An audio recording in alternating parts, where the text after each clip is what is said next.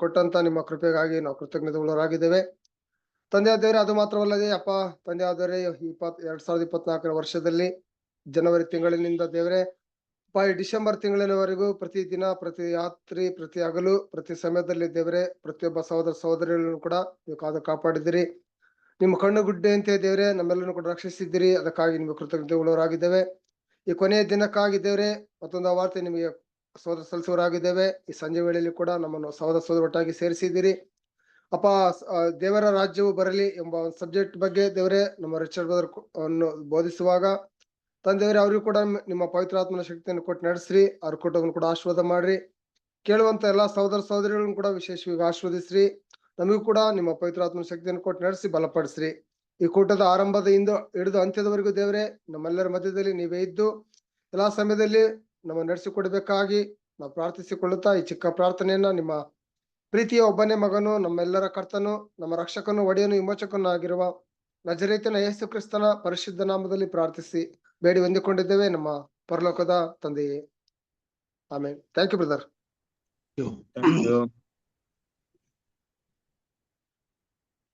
Okay, ಕ್ರಿಸ್ತ ಯೇಸುವಿನಲ್ಲಿ ಪ್ರೀತಿಯಾಗಿ ಕರೆಯಲ್ಪಟ್ಟಂತ ಸಹೋದರ ಸಹೋದರಿಯರೇ, ನಿಮ್ಮೆಲ್ಲರಿಗೂ ತಂದೆಯಾದ ದೇವರಿದ್ದಲು ಕರ್ತನಾದ ಯೇಸು ಕ್ರಿಸ್ತನ ಮೂಲಕ ಕೃಪೆಯು ಶಾಂತಿಯು ಉಂಟಾಗಲಿ. ಕ್ರಿಸ್ತನಲ್ಲಿ ಪ್ರೀತಿಯ ಸಹೋದರ ಸಹೋದರಿಯರೇ, ದೇವರ ಮಹಾಕೃಪೆಯಿಂದ ಇನ್ನು ರಾಜ್ಯ ಬರಲಿ ಎನ್ನುವಂತ ಸಂಪುಟದ ಒಂದು 4ನೇ ಅಧ್ಯಾಯವನ್ನ ನಾವು ನೋಡ್ತಾ ಬರ್ತಾ ಇದ್ದೀವಿ. ಹಾಗಾಗಿ ದೇವರ ಮಕ್ಕಳು ನಮಗೆ ನೆನಪಿರ್ಬೇಕಾದಂತ ಒಂದು ವಿಷಯ ಏನಪ್ಪಾ ಅಂದ್ರೆ, ಕ್ರಿಸ್ತನ ಒಂದು ರಾಜ್ಯದ ಕುರಿತಾಗಿ ಹಲವಾರು ವಿಷಯಗಳು ನಮ್ಮ ಕಾಲದಲ್ಲಿ ನೆರವೇರುವಂತ ಪ್ರವಾದನೆಗಳಾಗಿವೆ. ಅದರಿಂದ ಪ್ರತಿಯೊಂದು ವಿಷಯವನ್ನು ಕೂಡ ಸ್ಪಷ್ಟವಾಗಿ ಅರ್ಥ ಮಾಡ್ಕೊಳ್ಳೋದು ತುಂಬಾ ಮುಖ್ಯವಾಗುತ್ತೆ. ಲಾಸ್ಟ್ ಟೈಮ್ ನಾವು ನೋಡಿದಂತ ಒಂದು ಟಾಪಿಕ್ ಏನಿತ್ತಪ್ಪ, ಎಲ್ಲಿ ನಿಲ್ಸಿದ್ವಿ, ಯಾವ ಒಂದು ಚಾಪ್ಟರ್ ನಿಲ್ಸಿದ್ವಿ? 58ನೇ ಪುಟ ಲಾಸ್ಟ್ ಪ್ಯಾರ ಮಾಡ್ಬೇಕು. Last para. ಓಕೆ, ಎಷ್ಟನೇ ಈಗ ಭಾಗ ನೋಡ್ತಾ ಇದೀವಿ ನಾವು? 26. 26. ಓಕೆ, 27 ಈಗ ಬರ್ಬೇಕಾ? 27. Okay, thank you. ಓಕೆ, ಕರ್ತನ ಯೇಸುವಿನ ಸರಸರಿದೆ. ಸೊ 27th ಪಾರ್ಟ್ ನಾವು ನೋಡ್ತಾ ಇದ್ದೀವಿ.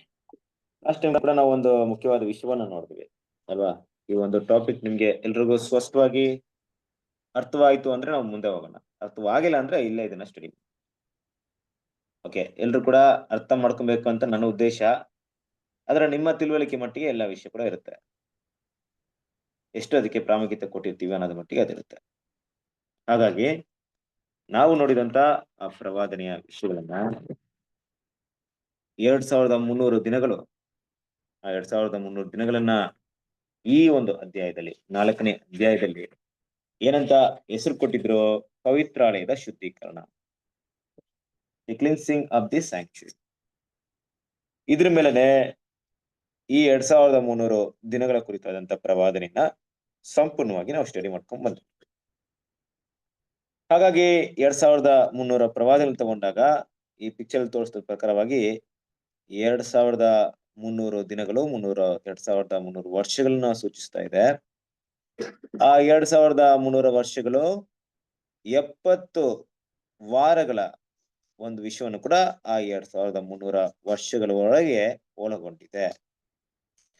70 ವಾರಗಳು ಅನ್ನುವಂಥದ್ದು 9ನೇ ಅಧ್ಯಾಯದಲ್ಲಿ ಬರುವಂತ ದಾನಿಯೇಲಗೆ ತಿಳಿಸಲ್ಪಟ್ಟಂತ ಒಂದು ಪ್ರವಾದನೆ, ಯೇಸು ಕ್ರಿಸ್ತನ ಮೊದಲನೇ ಬರುವಿಕೆ. ಅಲ್ಲಿ ಕೂಡ ನಿನ್ನ ಜನರಿಗೆ ಕೊಡಲ್ಪಟ್ಟಿರುವಂತ ಸಮಯದ ಕುರಿತಾಗಿ ಏನ್ ಮಾಡ್ತಾರೆ ಅಂದ್ರೆ ದಾನಿಯೇಲ ಹತ್ರ ಮಾತಾಡ್ತಾರೆ. 2300 ವರ್ಷಗಳಲ್ಲಿ 70 ವಾರಗಳು ಅಂದಾಗ 490 ವರ್ಷಗಳನ್ನ ಮೈನಸ್ ಮಾಡಿದಾಗ ನಮಗೆ ಸಿಕ್ಕುವಂತ ಸಮಯ 1810. ಇದನ್ನ AD 36 ಇಂದ ನಾವು ಲೆಕ್ಕ ತಗೊಳ್ತೀವಿ. ಆಗ ಅದು ಎಲ್ಲಿಗೆ ಬಂದು ಮುಕ್ತಾಯವಾಯ್ತು? 1846ಗೆ ಮುಕ್ತಾಯವಾಯ್ತು. ಕರೆಕ್ಟ್ ಅಲ್ವಾ? ಇಲ್ಲಿವರೆಗೂ ಇರುವಂತ ವಿಷಯವನ್ನ ಕಳೆದ ದಿನಗಳಲ್ಲಿ ನಾವು ನೋಡಿದ್ವಿ. ಸಿಂಪಲ್ ಆಗಿ ನಾವೆಲ್ಲರೂ ಅರ್ಥ ಮಾಡ್ಕೊಬೇಕಾಗಿರೋದು 2300 2300 ದಿನಗಳ ನಾವು ಲೆಕ್ಕಾಚಾರ ಮಾಡ್ತಾರೆ. 456 BC ಇಂದ 846 AD ವರೆಗೂ ಇರುವಂತ ಸಮಯವನ್ನ ಸೂಚಿಸ್ತಾ ಇದೆ. ಹಾಗಾಗಿ ಆ ಒಂದು ಲೆಕ್ಕಾಚಾರವನ್ನ ನಾವು ಕರೆಕ್ಟ್ ಆಗಿ ಮೈಂಡ್ ಇಟ್ಕೊಬೇಕು. ಅಲ್ಲಿಂದ ನಮಗೆ ಈ ಪಾಠದಲ್ಲಿ ಹೇಳಿರುವಂತ ಪ್ರಕಾರವಾಗಿ ಪಾಠದ ಒಂದು ಹೆಡ್ಲೈನ್ಸ್, ಪವಿತ್ರ ಆಲಯದ ಅಂದ್ರೆ ಪವಿತ್ರಾಲಯದ ಶುದ್ಧೀಕರಣ.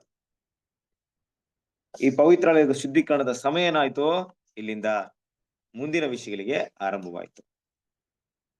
ಹಾಗೆ ನೋಡ್ಬೇಕಾದ್ರೆ 2300 ವರ್ಷಗಳನ್ನ ದೇವರ ಮಕ್ಕಳು ನಾವು 2300 ವರ್ಷಗಳನ್ನ ಸತ್ಯವೇದ ಹೇಳಿದಂತ ಒಂದು ವಾಕ್ಯದ ಆಧಾರ ಮೇಲೆ ತಗೊಂಡಿದ್ರು ಕೂಡ ಚರಿತ್ರೆಯಲ್ಲಿ ನಾವು ನೋಡುವಂತ ವಿಷಯ ಅದಕ್ಕೆ ಕರೆಕ್ಟ್ ಆಗಿರುತ್ತಾ ಇಲ್ವಾ ಅನ್ನೋದು ತುಂಬಾ ಜನರಿಗೆ ಇರುವಂತ ಪ್ರಶ್ನೆ.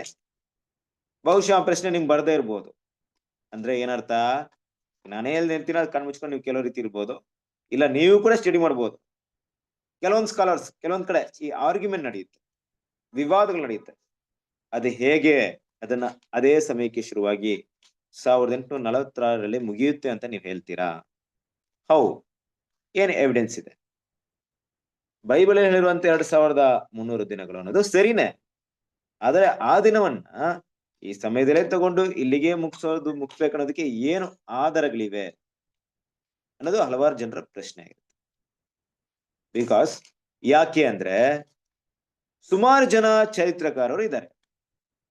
ಆ ಚರಿತ್ರಕಾರರೆಲ್ಲರೂ ಒಂದೇ ಸಮಯವನ್ನ ಅಲ್ಲಿ ಸೂಚಿಸ್ತಾ ಇಲ್ಲ.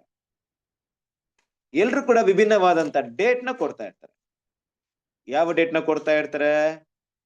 70 ವೀಕ್ ಅಂದ್ರೆ ಆಲಯವನ್ನ ಆ ಒಂದು ಪೌಳಿ ಗೋಡೆಲ್ಲ ಕಟ್ಟಲ್ಪಡುವಂತ ಸಮಯ ಅಂತ ತಗೊಂಡಾಗ ಅದನ್ನು ಕೆಲವರು ಬೇರೆ ಸಮಯವನ್ನ ಹೇಳ್ತಾ ಇರ್ತಾರೆ.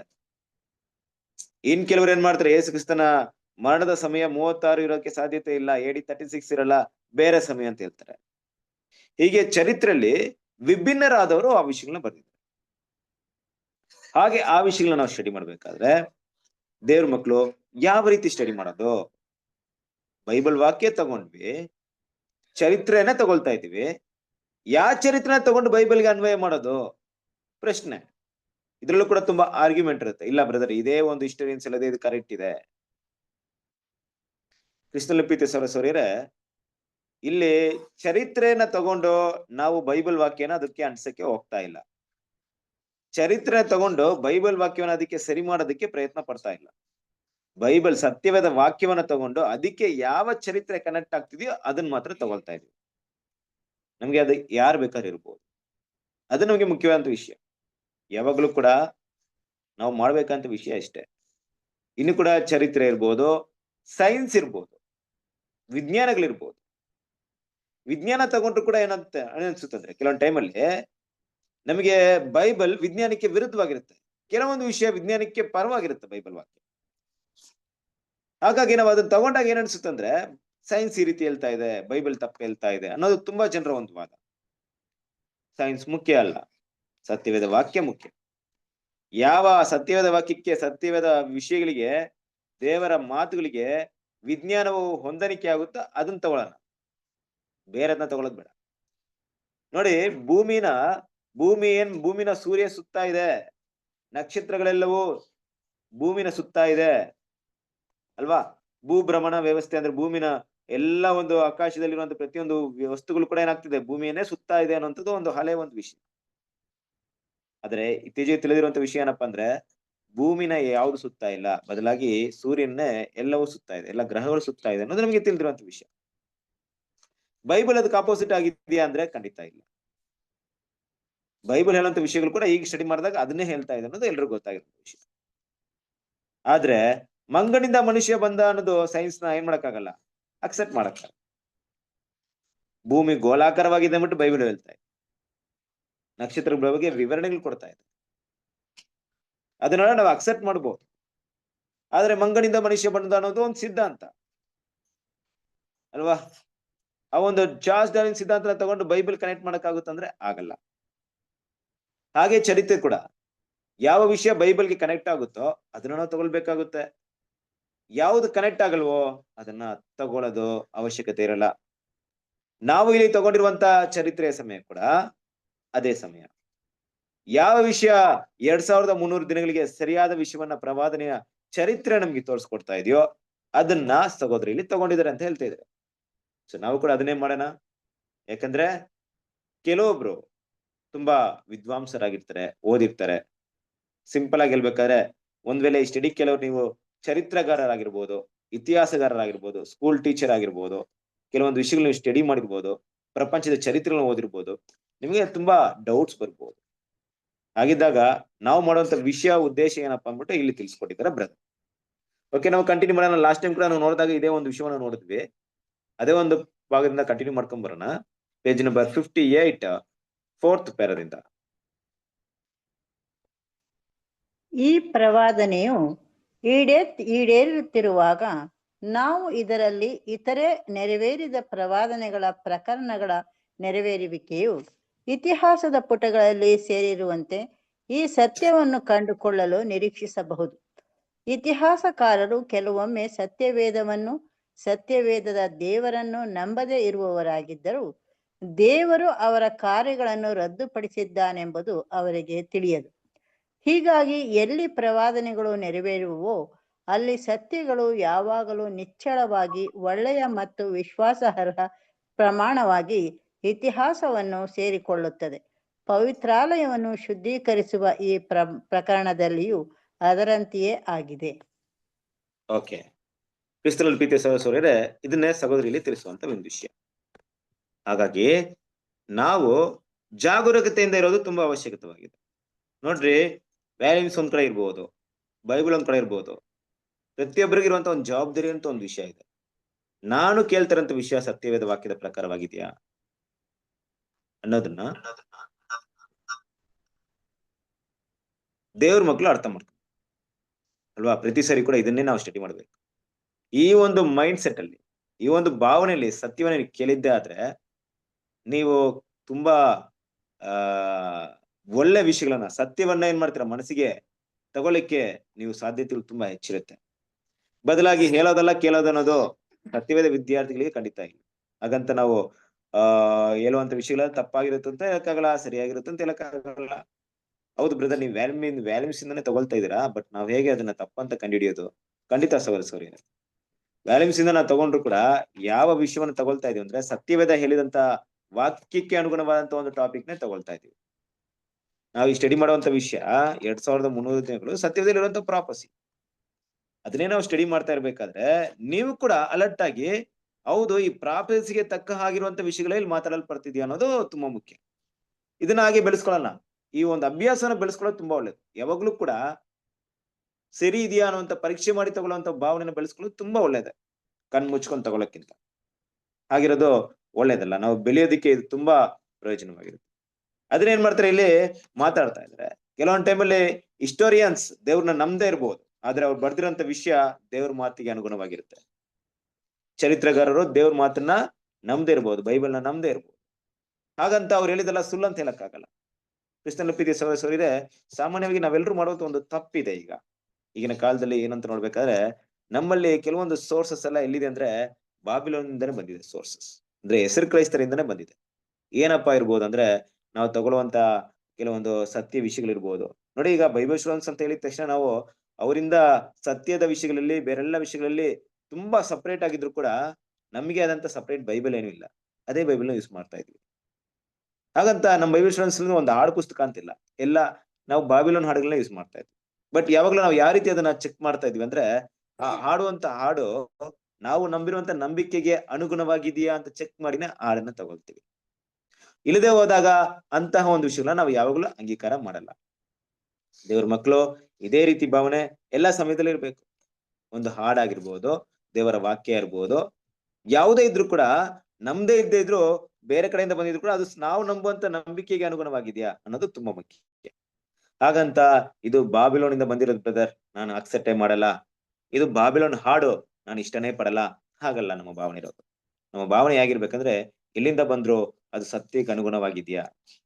ಈ ನಮ್ಮ ಓಪನ್ ಆಗಿ ಕೆಲವೊಂದು ವಿಷಯ ನಿಮ್ಗೆ ಹೇಳ್ಬೇಕಾದ್ರೆ, ನಾವು ಹಾಡುವಂತ ಹಾಡುಗಳಲ್ಲಿ ಕೆಲವೊಂದು ವಿಷಯಗಳು ಅದನ್ನ ಚೇಂಜ್ ಮಾಡಿ ಹಾಡ್ತಾ ಇರ್ತೀವಿ ನಾವು. ಅದನ್ನ ಓದ್ತೀವಿ, ಅಲ್ಲೇನಾಗಿರುತ್ತೆ, ನರಕನೋ ಇಲ್ಲ ಬೇರೆ ಏನೇನೋ ಬಂದಿರುತ್ತೆ, ಟ್ರಿನಿಟಿ ಟಾಪಿಕ್ ಬಂದಿರುತ್ತೆ ಹಾಡಲ್ಲಿ. ಅದನ್ನೆಲ್ಲ ಜಾಸ್ತಿ ಟ್ರಿನಿಟಿ ನರಕನೇ ಜಾಸ್ತಿ ಬರೋದು, ಅದು ಟ್ರಿನಿಟಿಯಲ್ಲಿ ಜಾಸ್ತಿ ಬರುತ್ತೆ ಹಾಡುಗಳಲ್ಲಿ, ತಂದೆ ಮಗ ಪವಿತ್ರಾತ್ಮ. ಅದನ್ನೆಲ್ಲ ಚೇಂಜ್ ಮಾಡಿ ಎಡಿಟ್ ಮಾಡಿನೇ ನಾವು ಹಾಡ್ತಾ ಇರ್ತೀವಿ. ಅದೇ ಹಾಡು, ಅದೇ ರಾಗ, ಸ್ವಲ್ಪ ಬದಲಾವಣೆ, ನಮ್ಮ ಸತ್ಯಕ್ಕೆ ಉಪದೇಶ ತಕ್ಕಾಗಿ ಬದಲಾವಣೆ. ಯಾಕೆ? ಹೌದು, ಕ್ರಿಸ್ತನ ಪ್ರೀತಿಸ್ ಅವರು ಏನಕ್ಕೆ ಈ ವಿಷಯ ಹೇಳ್ತಾ ಇದ್ದೀನಿ ಅಂದ್ರೆ, ಅದು ಸೋರ್ಸ್ ಬಂದಿರೋಂತ ಒಂದು ವಿಷಯ ಎಲ್ಲಿದ್ರೂ ಇರ್ಬೋದು, ಅದರ ಸತ್ಯಕ್ಕೆ ಅನುಗುಣವಾಗಿದೆ ಚೆಕ್ ಮಾಡೋದು ಮುಖ್ಯ. ಬರ್ದಿರೋಂತ ವ್ಯಕ್ತಿ ದೇವ್ರು ನಮ್ದೇ ಇರ್ಬೋದು, ಆದ್ರೆ ಅವ್ರು ಬರ್ದಿರೋಂತ ವಿಷಯ ದೇವರಿಗೆ ಸಂಬಂಧಪಟ್ಟಿದ್ಯಾ ಅಂತ ಚೆಕ್ ಮಾಡೋದು ಮುಖ್ಯ. ಇಲ್ಲಿ ಕೂಡ ನಾವು ಅದನ್ನೇ ನೋಡ್ಬೇಕಂತ ಏನ್ ಮಾಡ್ತಿದ್ರೆ ಬ್ರದರ್ ನಮ್ಗೆ ಹೇಳ್ತಾ ಇದ್ದಾರೆ. ಸೊ ಮುಂದುವರೆದು ನಾವು ಸ್ಟಡಿ ಮಾಡೋಣ, ಕಂಟಿನ್ಯೂ ಮಾಡಿ. ನಾವು ಎಲ್ಲ ಆಧುನಿಕ ಇತಿಹಾಸಕಾರರ ಅಧಿಕಾರದಲ್ಲಿ ಅವರು ಮಹಾ ಸುಧಾರಣೆ ಎಂದು ಕರೆಯುವುದು 16ನೇ ಶತಮಾನ ಆಗಿತ್ತೆಂದು ತಿಳ್ಕೊಳ್ಳುತ್ತೇವೆ. ಆದರೆ ರೋಮನ್ ಕ್ಯಾಥಲಿಕ್ ಬರಹಗಾರರನ್ನು ಹೊರತುಪಡಿಸಿ ಅವರು ಇದನ್ನು ಮಹಾ ದೇಶದ್ರೋಹದ ಕಾಲವೆಂದು ಹೇಳುತ್ತಾರೆ. ಈ ಸುಧಾರಣಾ ಚಳುವಳಿಯೊಂದಿಗೆ ಪವಿತ್ರಾಲಯದ ಶುದ್ಧೀಕರಣವನ್ನು ಪ್ರಾರಂಭದ ದಿನಗಳೆಂದು ಹೇಳಬಹುದು. ಪವಿತ್ರಾಲಯವು ಅನೇಕ ತಪ್ಪುಗಳಿಂದ ಮತ್ತು ಅದಕ್ಕೆ ಅನುಗುಣವಾದ ಧೋರಣೆಗಳಿಂದ ಮಲಿನವಾಯಿತೆಂದು ನಾವು ನೆನಪಿನಲ್ಲಿಟ್ಟುಕೊಳ್ಳಬೇಕು. ಇವುಗಳ ಉತ್ತುಂಗವು ಮಾಸ್ ಅನ್ನು ಪರಿಚಯಿಸುವುದರಲ್ಲಿ ತಲುಪಿತು ಮತ್ತು ಈ ತಪ್ಪುಗಳು ಎದ್ದಾಗ ಒಂದು ದೊಡ್ಡ ಗುಂಪಿನವರ, ಅಂದರೆ ನಾಮಾಂಕಿತ ಕ್ರೈಸ್ತ ಸಭೆಯ ಸಮೂಹದವರ ಅತ್ಯಂತ ಆಳವಾದ ಕಳಂಕವು ಅನುಸರಿಸಿತು. ತೃಪ್ತಿಪಡಿಸುವಿಕೆಯ ನಾಚಿಕೆ ಇಲ್ಲದ ಮಾರಾಟವು ಉತ್ತುಂಗಕ್ಕೇರಿ ಸುಧಾರಣಾ ಚಳುವಳಿಯನ್ನು ಸಾಕಷ್ಟು ಮಟ್ಟಿಗೆ ಕೆರಳಿಸಿತು. ಪವಿತ್ರಾಲಯದ ವರ್ಗದವರು ಸಹ ಒಂದು ಮಟ್ಟದಲ್ಲಿ ಕಲುಷಿತರಾದರು, ಅಂದರೆ ಈ ತಪ್ಪಿಗೆ ಮೋಸ ಹೋದರು. ಭಯಾನಕ ಪರಿಣಾಮಗಳಿಂದ ಅವರ ಕಣ್ಣುಗಳು ತೆರೆಯಲ್ಪಟ್ಟವು ಮತ್ತು ಅದೇ ಪ್ರಕಾರವಾಗಿ ನಾವು ಮಹಾ ಸುಧಾರಣೆಯ ಪ್ರಮುಖ ಟಿಪ್ಪಣಿಯು ಯೇಸುವಿನ ನಿರಂತರವಾದ ತ್ಯಾಗದಲ್ಲಿನ ವಿಶ್ವಾಸದ ಸಮರ್ಥನೆ ಎಂಬುದಕ್ಕೆ ಪುನರಾವರ್ತನೆ ಇಲ್ಲ, ರಿಪಿಟೇಷನ್, ಮತ್ತು ಕ್ರಿಸ್ತ ವಿರೋಧಿಯ ಕಲುಷಿತವಾದ ಬಲಿಪೀಠದಲ್ಲಿ ಪ್ರಾಯಶ್ಚಿತ್ತ ಮತ್ತು ಮಾಸ್ಗಳ ಮೂಲಕ ಕ್ಷಮಾಪಣೆ ದೊರೆಯುತ್ತದೆ ಎಂಬುದನ್ನು ವಿರೋಧಿಸುತ್ತೇವೆ ಎಂದು ನೋಡುತ್ತೇವೆ. ಓಕೆ, ಕ್ರಿಸ್ತನ ಪ್ರೀತಿಯ ಸಹೋದರರೇ, ಈ ಒಂದು ವಿಷಯವನ್ನು ತಗೊಂಡಾಗ ದೇವ್ರ ಮಕ್ಕಳು ಇದೇ ರೀತಿಯಾಗಿ ನಾವು ಈ ವಿಷಯನ ಸ್ಟಡಿ ಮಾಡಕ್ ಹೋದಾಗ ನೋಡಿ, ನಾವು 2300 ದಿನಗಳನ್ನ ದೇವ್ರು ನಮ್ಗೆ ಕೊಟ್ಟಿದ್ದಾರೆ, ಒಂದು ಪ್ರಾಪಸಿಯಾಗಿ ಕೊಟ್ಟಿದ್ದಾರೆ, ಒಂದು ಪ್ರಾಫಿಟಿಕಲ್ ಟೈಮ್ ಪೀರಿಯಡ್ ಕೊಟ್ಟಿದ್ದಾರೆ. ಹಾಗೆ ಅದನ್ನ ಇವತ್ತು ನಾವು ಕಂಡಿಡ್ಕೊಂಡ್ಬಿಟ್ಟಿದೀವಿ, ಕರೆಕ್ಟ್ ಅಲ್ವಾ? ಇವತ್ತು ನಿಮ್ಗೂ ನಮ್ಗೂ ನಿಮ್ಮ ಇಲ್ಲಿರುವಂತ ಪ್ರತಿಯೊಬ್ಬ ಸಹೋದರಿಯರ ಎಜುಕೇಶನ್ ಏನಂತ ಮುಖ್ಯ ಆಗಲ್ಲ, ಕರೆಕ್ಟ್ ಅಲ್ವಾ? ನಾವೆಲ್ಲರೂ ಕೂಡ ತುಂಬಾ ಹೈಲಿ ಎಜುಕೇಟೆಡ್ ಆಗಿರ್ಬೋದು, ಇಲ್ಲ SLC ಫೇಲ್ ಆಗಿರ್ಬೋದು, ಇಲ್ಲ 2ನೇ ಕ್ಲಾಸ್ ಮಾತ್ರ ಓದಿರ್ಬೋದು, ಬಟ್ ಅದು ಯಾವ್ದು ಮುಖ್ಯ ಆಗಿಲ್ಲ. ಇಲ್ಲಿ ಯಾವ್ದು ಮುಖ್ಯ ಆಗ್ತಿದೆ ಅಂದ್ರೆ ದೇವರ ಸತ್ಯವನ್ನ ತಿಳ್ಕೊಳ್ಬೇಕಂತ ನಮ್ಮ ಆಸಕ್ತಿ ಮತ್ತೆ ಭಾವನೆ, ದೇವರ ವಾಗ್ದಾನದ ಮೇಲೆ ನಾವು ಇಟ್ಟಿರುವಂತ ನಂಬಿಕೆ, ದೇವರನ್ನು ನಂಬಿ ಬಂದಂತ ನಮಗೆ ದೇವರು ಏನ್ ಮಾಡಿದ್ದಾರೆ, ಕೆಲವೊಂದು ರಹಸ್ಯಗಳನ್ನ ತಿಳಿಯಪಡಿಸ್ತಾ ಇದ್ದಾರೆ. ರಿಯಲ್ ಆಗಿ ಹೇಳ್ಬೇಕಾದ್ರೆ ಈ ಪ್ರಪಂಚದಲ್ಲಿ ತುಂಬಾ ಜ್ಞಾನಿಗಳು ಕೂಡ ಈ 2300 ದಿನಗಳ ಕುರಿತಾದಂತ ಪ್ರವಾದನೆ ತಿಳಿಲಿಲ್ಲ, ತಿಳಿಸಲ್ಪಡ್ಲೂ ಇಲ್ಲ. ಯಾಕಂದ್ರೆ ದೇವರ ಮಹಾ ಓಕೆ, ನಾವು ಯಾವರೇ ಕೂಡ ಈ ರೀತಿಯಲ್ಲಿ ನಾವು ಇದನ್ನ ಸ್ಟಡಿ ಮಾಡ್ಬೇಕಾದ್ರೆ ದೇವ್ರ ಮಕ್ಳು ಇಲ್ಲಿ ಅರ್ಥ ಮಾಡ್ಕೊಬೇಕಾದಂತ ಒಂದು ವಿಷಯ ಏನಪ್ಪಾ ಅಂದ್ರೆ, 2300 ದಿನಗಳು ಹೀಗೆ ಇಲ್ಲಿಗೆ ಮುಗಿಯುತ್ತೆ ಅನ್ನೋದಕ್ಕೆ ಕೆಲವೊಂದು ವಿಷಯವನ್ನ ನಮ್ಮ ಮನಸ್ಸಲ್ಲಿ ದೃಢವಾಗಿ ನಾವು ನಂಬೋ ರೀತಿಯಲ್ಲಿ ಅದನ್ನ ಸ್ಟ್ಯಾಂಡರ್ಡ್ ಆಗಿ ಸ್ಟ್ರಾಂಗ್ ಆಗಿ ಅದನ್ನ ಬಿಲೀವ್ ಮಾಡೋಂತ ಎವಿಡೆನ್ಸಸ್ ನಮ್ಗೆ, ಅದು ಸತ್ಯ ಮಾತ್ರ ಕೊಡುತ್ತೆ, ಬೇರೆ ಯಾರು ಕೊಡಕ್ಕೆ ಸಾಧ್ಯತೆ. ಯಾಕೆ ಅಂದ್ರೆ ಹಿಸ್ಟರಿಯನ್ಸ್ ತಗೊಂಡಾಗ, ಇತಿಹಾಸಕಾರ ತಗೊಂಡಾಗ ಈ 16ನೇ ಶತಮಾನದಲ್ಲಿ ಮಹಾಸುಧಾರಣೆ ಆಯ್ತು. ಏನಪ್ಪಾ ಅಂದ್ರೆ ರಿಫಾರ್ಮೇಶನ್, ಮಾರ್ಟಿನ್ ಲೂಥರ್ ಮೂಲಕ ಆದಂತ ಆ ರಿಫಾರ್ಮೇಶನ್ ತಗೊಂಡಾಗ ಆ ರಿಫಾರ್ಮೇಶನ್ ಏನಾಯ್ತು ಅಂದ್ರೆ ಅದು ಒಂದು ದೊಡ್ಡ ಒಂದು ಬದಲಾವಣೆನ ತಂತು ಕ್ರೈಸ್ತರ ಮಧ್ಯದಲ್ಲಿ, ಕ್ರೈಸ್ತರ ಒಂದು ಆಚರಣಾ ವಿಚಾರಣೆಗಳ ಮಧ್ಯದಲ್ಲಿ. ಸೊ ಮಹಾಸುಧಾರಣೆ ಬರೋವರೆಗೂ ಕ್ರೈಸ್ತತ್ವ ಒಂದು ಹೆಸರು ಕ್ರೈಸ್ತತ್ವ ಆಗಿತ್ತು ಅಂತ ನಮ್ಮೆಲ್ಲರಿಗೂ ಗೊತ್ತು ಅಲ್ವಾ? ತುಂಬಾ 90% ಮೇಲೆ ಎಲ್ಲ ಒಂದು ವಿಷಯ ಯಾರ ಕಂಟ್ರೋಲ್ ಇತ್ತು ಅಂತ ನೋಡ್ಬೇಕಾದ್ರೆ ಪೋಪ್ ಸಿಸ್ಟಮ್ ಅವರ ಒಂದು ಹತೋಟಿಯಲ್ಲೇ ಇತ್ತು. ಈ ಒಂದು ರಿಫಾರ್ಮೇಶನ್ ಬರ್ಬೇಕಾದ್ರೆ 16ನೇ ಶತಮಾನದಲ್ಲಿ ಅದು ಏನಂತ ನೋಡ್ತೀವಿ ಅಂದ್ರೆ ಒಂದು ದೊಡ್ಡ ಬದಲಾವಣೆನ ಕ್ರೈಸ್ತರ ಮಧ್ಯೆ ತಂದು ಕೊಡ್ತು, ಅವರ ನಂಬಿಕೆನ ಬದಲಾವಣೆ ಮಾಡ್ತು, ಅವರ ಜೀವನವನ್ನ ಬದಲಾವಣೆ ಮಾಡ್ತು. ಅದು ಮಾತ್ರವಲ್ಲ, ಅವರಿಗೆ ದೊಡ್ಡ ಒಂದು ಸಮಾಧಾನವನ್ನು ಕೂಡ ಕೊಡ್ತಾವ ಅಂತ ಹೇಳ್ಬಹುದು. ಯಾಕೆ ಅಂದ್ರೆ ನಿಜವಾಗ್ಲೂ ಕ್ರಿಸ್ತನಲ್ಲಿ ಪ್ರೀತಿಯ ಸಹೋದರರೇ, ಆ ಒಂದು ದಿನವನ್ನ ಕಂಪೇರ್ ಮಾಡಿ ನೋಡಿದವ್ರಿಗೆ ಗೊತ್ತಾಗುತ್ತೆ. ಕಂಪೇರ್ ಅಂದ್ರೆ ಏನಪ್ಪಾ ಅರ್ಥ ಅಂದ್ರೆ, ಆ ಒಂದು ಪೋಪಸ್ ಸಿಸ್ಟಮ್ ಒಳಗಡೆಯಿಂದ ಇದ್ದು ಈಚೆ ಬಂದವರಿಗೆ ಅದರ ಒಂದು ಡಿಫರೆನ್ಸ್ ಏನಂತ ಗೊತ್ತಾಗುತ್ತೆ. ಆದ್ರೆ ಯಾವಾಗ ಇದನ್ನ ಮಹಾ ಸುಧಾರಣೆ ಒಂದು ದೊಡ್ಡ ಬದಲಾವಣೆ ತಂತು ಕ್ರೈಸ್ತತ್ವದಲ್ಲಿಂತ ರಿಫಾರ್ಮೇಶನ್ ಮಾಡಿದ್ರು ಹೇಳಿದ್ರೆ ರೋಮನ್ ಕೆಥಲಿಕ್ ಅವ್ರು ಏನ್ ಮಾಡಿದ್ರು ಅಂದ್ರೆ ರೋಮನ್ ಕೆಥಲಿಕ್ ಬರಹಗಾರರು. ರೋಮನ್ ಕೆಥಲಿಕ್ ಬರಹಗಾರ ಅಂದ್ರೆ ಯಾರು ನೋಡಿ, ಈಗ ನಾನೊಬ್ಬ ಹಿಸ್ಟೋರಿಯನ್ಸ್ ಆಗಿದ್ದೀನಿ, ಆದ್ರೆ ನಾನೇನ್ ಮಾಡ್ತೀನಿ, ಮಾರ್ಟಿನ್ ಲೂಥರ್ ಪಕ್ಕದಲ್ಲಿ ಇದ್ದೀನಿ, ಅವರ ಒಂದ್ ಕಡೆ ಇದ್ದೀನಿ, ಆ ಒಂದು ಪ್ರೊಟೆಸ್ಟಾಂಟ್ಸ್ ಕಡೆ ಇದ್ದೀನಿ, ಆ ಮಹಾಸುಧಾರಣೆ ಕಡೆ ಇದ್ದೀನಿ ಅಂದ್ರೆ ನಾನು ಬರೀತೀನಿ ಅಂದ್ರೆ ಇತಿಹಾಸನ ಯಾವ ರೀತಿ ಬರೀತೀನಿ, ಇದಕ್ಕೆ ಸಾಧಕವಾಗಿಯೇ ಬರೀತೀನಿ. ಆದ್ರೆ ನಾನೇನಾದ್ರು ರೋಮನ್ ಕೆಥಲಿಕ್ ಆಗಿದ್ರೆ ಈ ಚರಿತ್ರೆಯಲ್ಲಿ ನಡೆದಂತ ಘಟನೆಗಳನ್ನ ಬರಿಬೇಕಾದ್ರೆ ಯಾವ ರೀತಿ ಬರೀತೀನಿ, ರೋಮನ್ ಕೆಥಲಿಕ್ ಪರವಾಗಿ ಬರೀತೀನಿ. ಹಾಗೆ ಬರಹಗಾರ ಹೆಂಗಂತ ಬರೆದಂತ ನೋಡಿದ್ರೆ ಈ ರಿಫಾರ್ಮೇಶನ್ ನ ಒಂದು ದೊಡ್ಡ ದೇಶದ್ರೋಹದ ಕಾಲ ಅಂತ ಏನ್ ಮಾಡ್ತಾರೆ, ಮೆನ್ಷನ್ ಮಾಡ್ತಾರೆ. ನೋಡ್ರಿ, ಆ ದೇಶದ್ರೋಹದ ಕಾಲ ಅಂತ ಹೇಳಿದಾಗ ಅವರ ದೃಷ್ಟಿಯಲ್ಲೇ ದೇಶದ್ರೋಹದ ಕಾಲವಾಗಿತ್ತು. ಆದ್ರೆ ಸತ್ಯವೇದ ಪ್ರಕಾರ ಆಗಿತ್ತಾ, ಸತ್ಯವೇದ ಸ್ಟಡಿ ಮಾಡಿದಾಗ ಯಾವ ರೀತಿ ಇತ್ತ, ಇರ್ಲಿಲ್ಲ. ನೋಡ್ರಿ, ಅದೇ ದೇವ್ರ ಮಕ್ಳು ಇಲ್ಲಿ ನಮ್ಗೆ ಒಬ್ರು ಹಿಂಗೆ ಹೇಳ್ತಾ ಇದ್ರೆ ಒಬ್ರು ಹಂಗೆ ಹೇಳ್ತಾ ಇದಾರೆ, ಯಾವುದು ಸರಿ ಅಂತ ಸ್ಟಡಿ ಮಾಡ್ಬೇಕಂತ ಒಂದ್ ಸಮಯ ಬರುತ್ತಲ್ವಾ.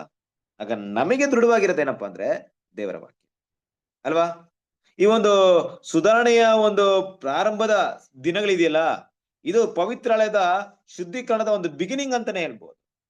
ಇಲ್ಲಿ ಪವಿತ್ರಾಲಯ ಅಂತ ಹಲವು ಬಾರಿ ಮಾತಾಡ್ತಿರೋದು ಕ್ರೈಸ್ತರ ಸಮೂಹವನ್ನು ಮಾತಾಡ್ತಾ ಇಲ್ಲ, ಬದಲಾಗಿ ನಿಜವಾಗ್ಲ ದೇವ್ರ ಮಕ್ಕಳ ಹೃದಯವನ್ನು ಮಾತಾಡ್ತಾ ಇದೆ. ಇನ್ನು ಕೂಡ ಸ್ಪಷ್ಟವಾಗಿ ಹೇಳ್ಬೇಕಾದ್ರೆ ಅವರ ಹೃದಯದಲ್ಲಿ ಮೂಡಿದಂತ ಭಾವನೆಗಳ ಬಗ್ಗೆ ಮಾತಾಡ್ತಾ ಇದೆ, ಅವರ ಹೃದಯದಲ್ಲಿ ಆದಂತ ಬದಲಾವಣೆಗಳ ಬಗ್ಗೆ ಮಾತಾಡ್ತಿದೆ. ಕೆಲವೊಂದು ಟೈಮಲ್ಲಿ ಆ ಮನುಷ್ಯ ಮಾತ್ರದವರು ಅಂತ ತಗೊಂಡಾಗ ಅದು ಸಾಧ್ಯತೆಗಳೇ ಇಲ್ಲ. ಒಂದ್ ವೇಳೆ ಈ ರೀತಿ ಇರ್ಬೋದು, ಕೆಲವರು ಏನ್ ಮಾಡ್ತಾರೆ, ಪವಿತ್ರಾಲಯ ಅಂದ್ರೆ ಈ ಪ್ರೊಟೆಸ್ಟಾಂಟ್ ಏನ್ ಮಾಡ್ತಾರೆ, ರೋಮನ್ ಕೆಥಲಿಕ್ ಇಂದ ಬಿಟ್ಟು ಬಂದ್ರು ನೋಡ್ರಿ, ಅವರೇ ಪವಿತ್ರಾಲಯ ಹಂಗೂ ಹೇಳಕ್ಕಾಗಲ್ಲ. ಯಾರೊಬ್ರು ನಿಜವಾಗ್ಲೂ ಸತ್ಯಗಳನ್ನ ಅರ್ಥ ಮಾಡ್ಕೊಂಡು ತಮ್ಮನ್ನ ಶುದ್ಧಿ ಮಾಡುವಂತ ಕೆಲಸಗಳನ್ನ ಮಾಡ್ಕೊಂಡ್ರು, ನಿಜವಾಗ್ಲೂ ಸಭೆ ಆ 1,44,000 ಜನರಿರುವಂತಹ ಸಭೆಯ ಒಂದು ಜನ ಅಲ್ಲಿದ್ರಲ್ವಾ, ಅವರಲ್ಲಿ ಎಷ್ಟು ಮಂದಿ ಅಲ್ಲಿದ್ರು, ಆ ಕಾಲದಲ್ಲಿ ಎಷ್ಟು ಜನ ಇದ್ರು, ಅವರೆಲ್ಲ ಅದನ್ನ ಶುದ್ಧೀಕರಣ ಮಾಡುವಂತ ಸಮಯ ತಗೊಂಡ್ರು ನೋಡ್ರಿ. ಶುದ್ಧೀಕರಣ ಮಾಡುವಂತ ಒಂದು ಗುಣಗಳಿಗೆ, ಆ ಒಂದು ಸತ್ಯಗಳಿಗೆ ತಮ್ಮ ಹೃದಯವನ್ನ ಕೊಟ್ಟು ತಮ್ಮ ಕಿವಿಯನ್ನ ತೆರೆದ್ರು ನೋಡ್ರಿ. ಅದು ಪವಿತ್ರಾಲಯದ ಶುದ್ಧೀಕರಣ, ದೇವರ ಸಭೆಯ ಶುದ್ಧೀಕರಣ. ಇದೇ ಒಂದು ರಿಫಾರ್ಮೇಶನ್ ಟೈಮ್ ಅಲ್ಲಿ ನಡೀತು ಅಂತ ಕೂಡ ಏನ್ ಮಾಡ್ಬೋದು, ನಾವು ಕ್ಲಿಯರ್ ಆಗಿ ಹೇಳಬಹುದು ಅಲ್ವಾ.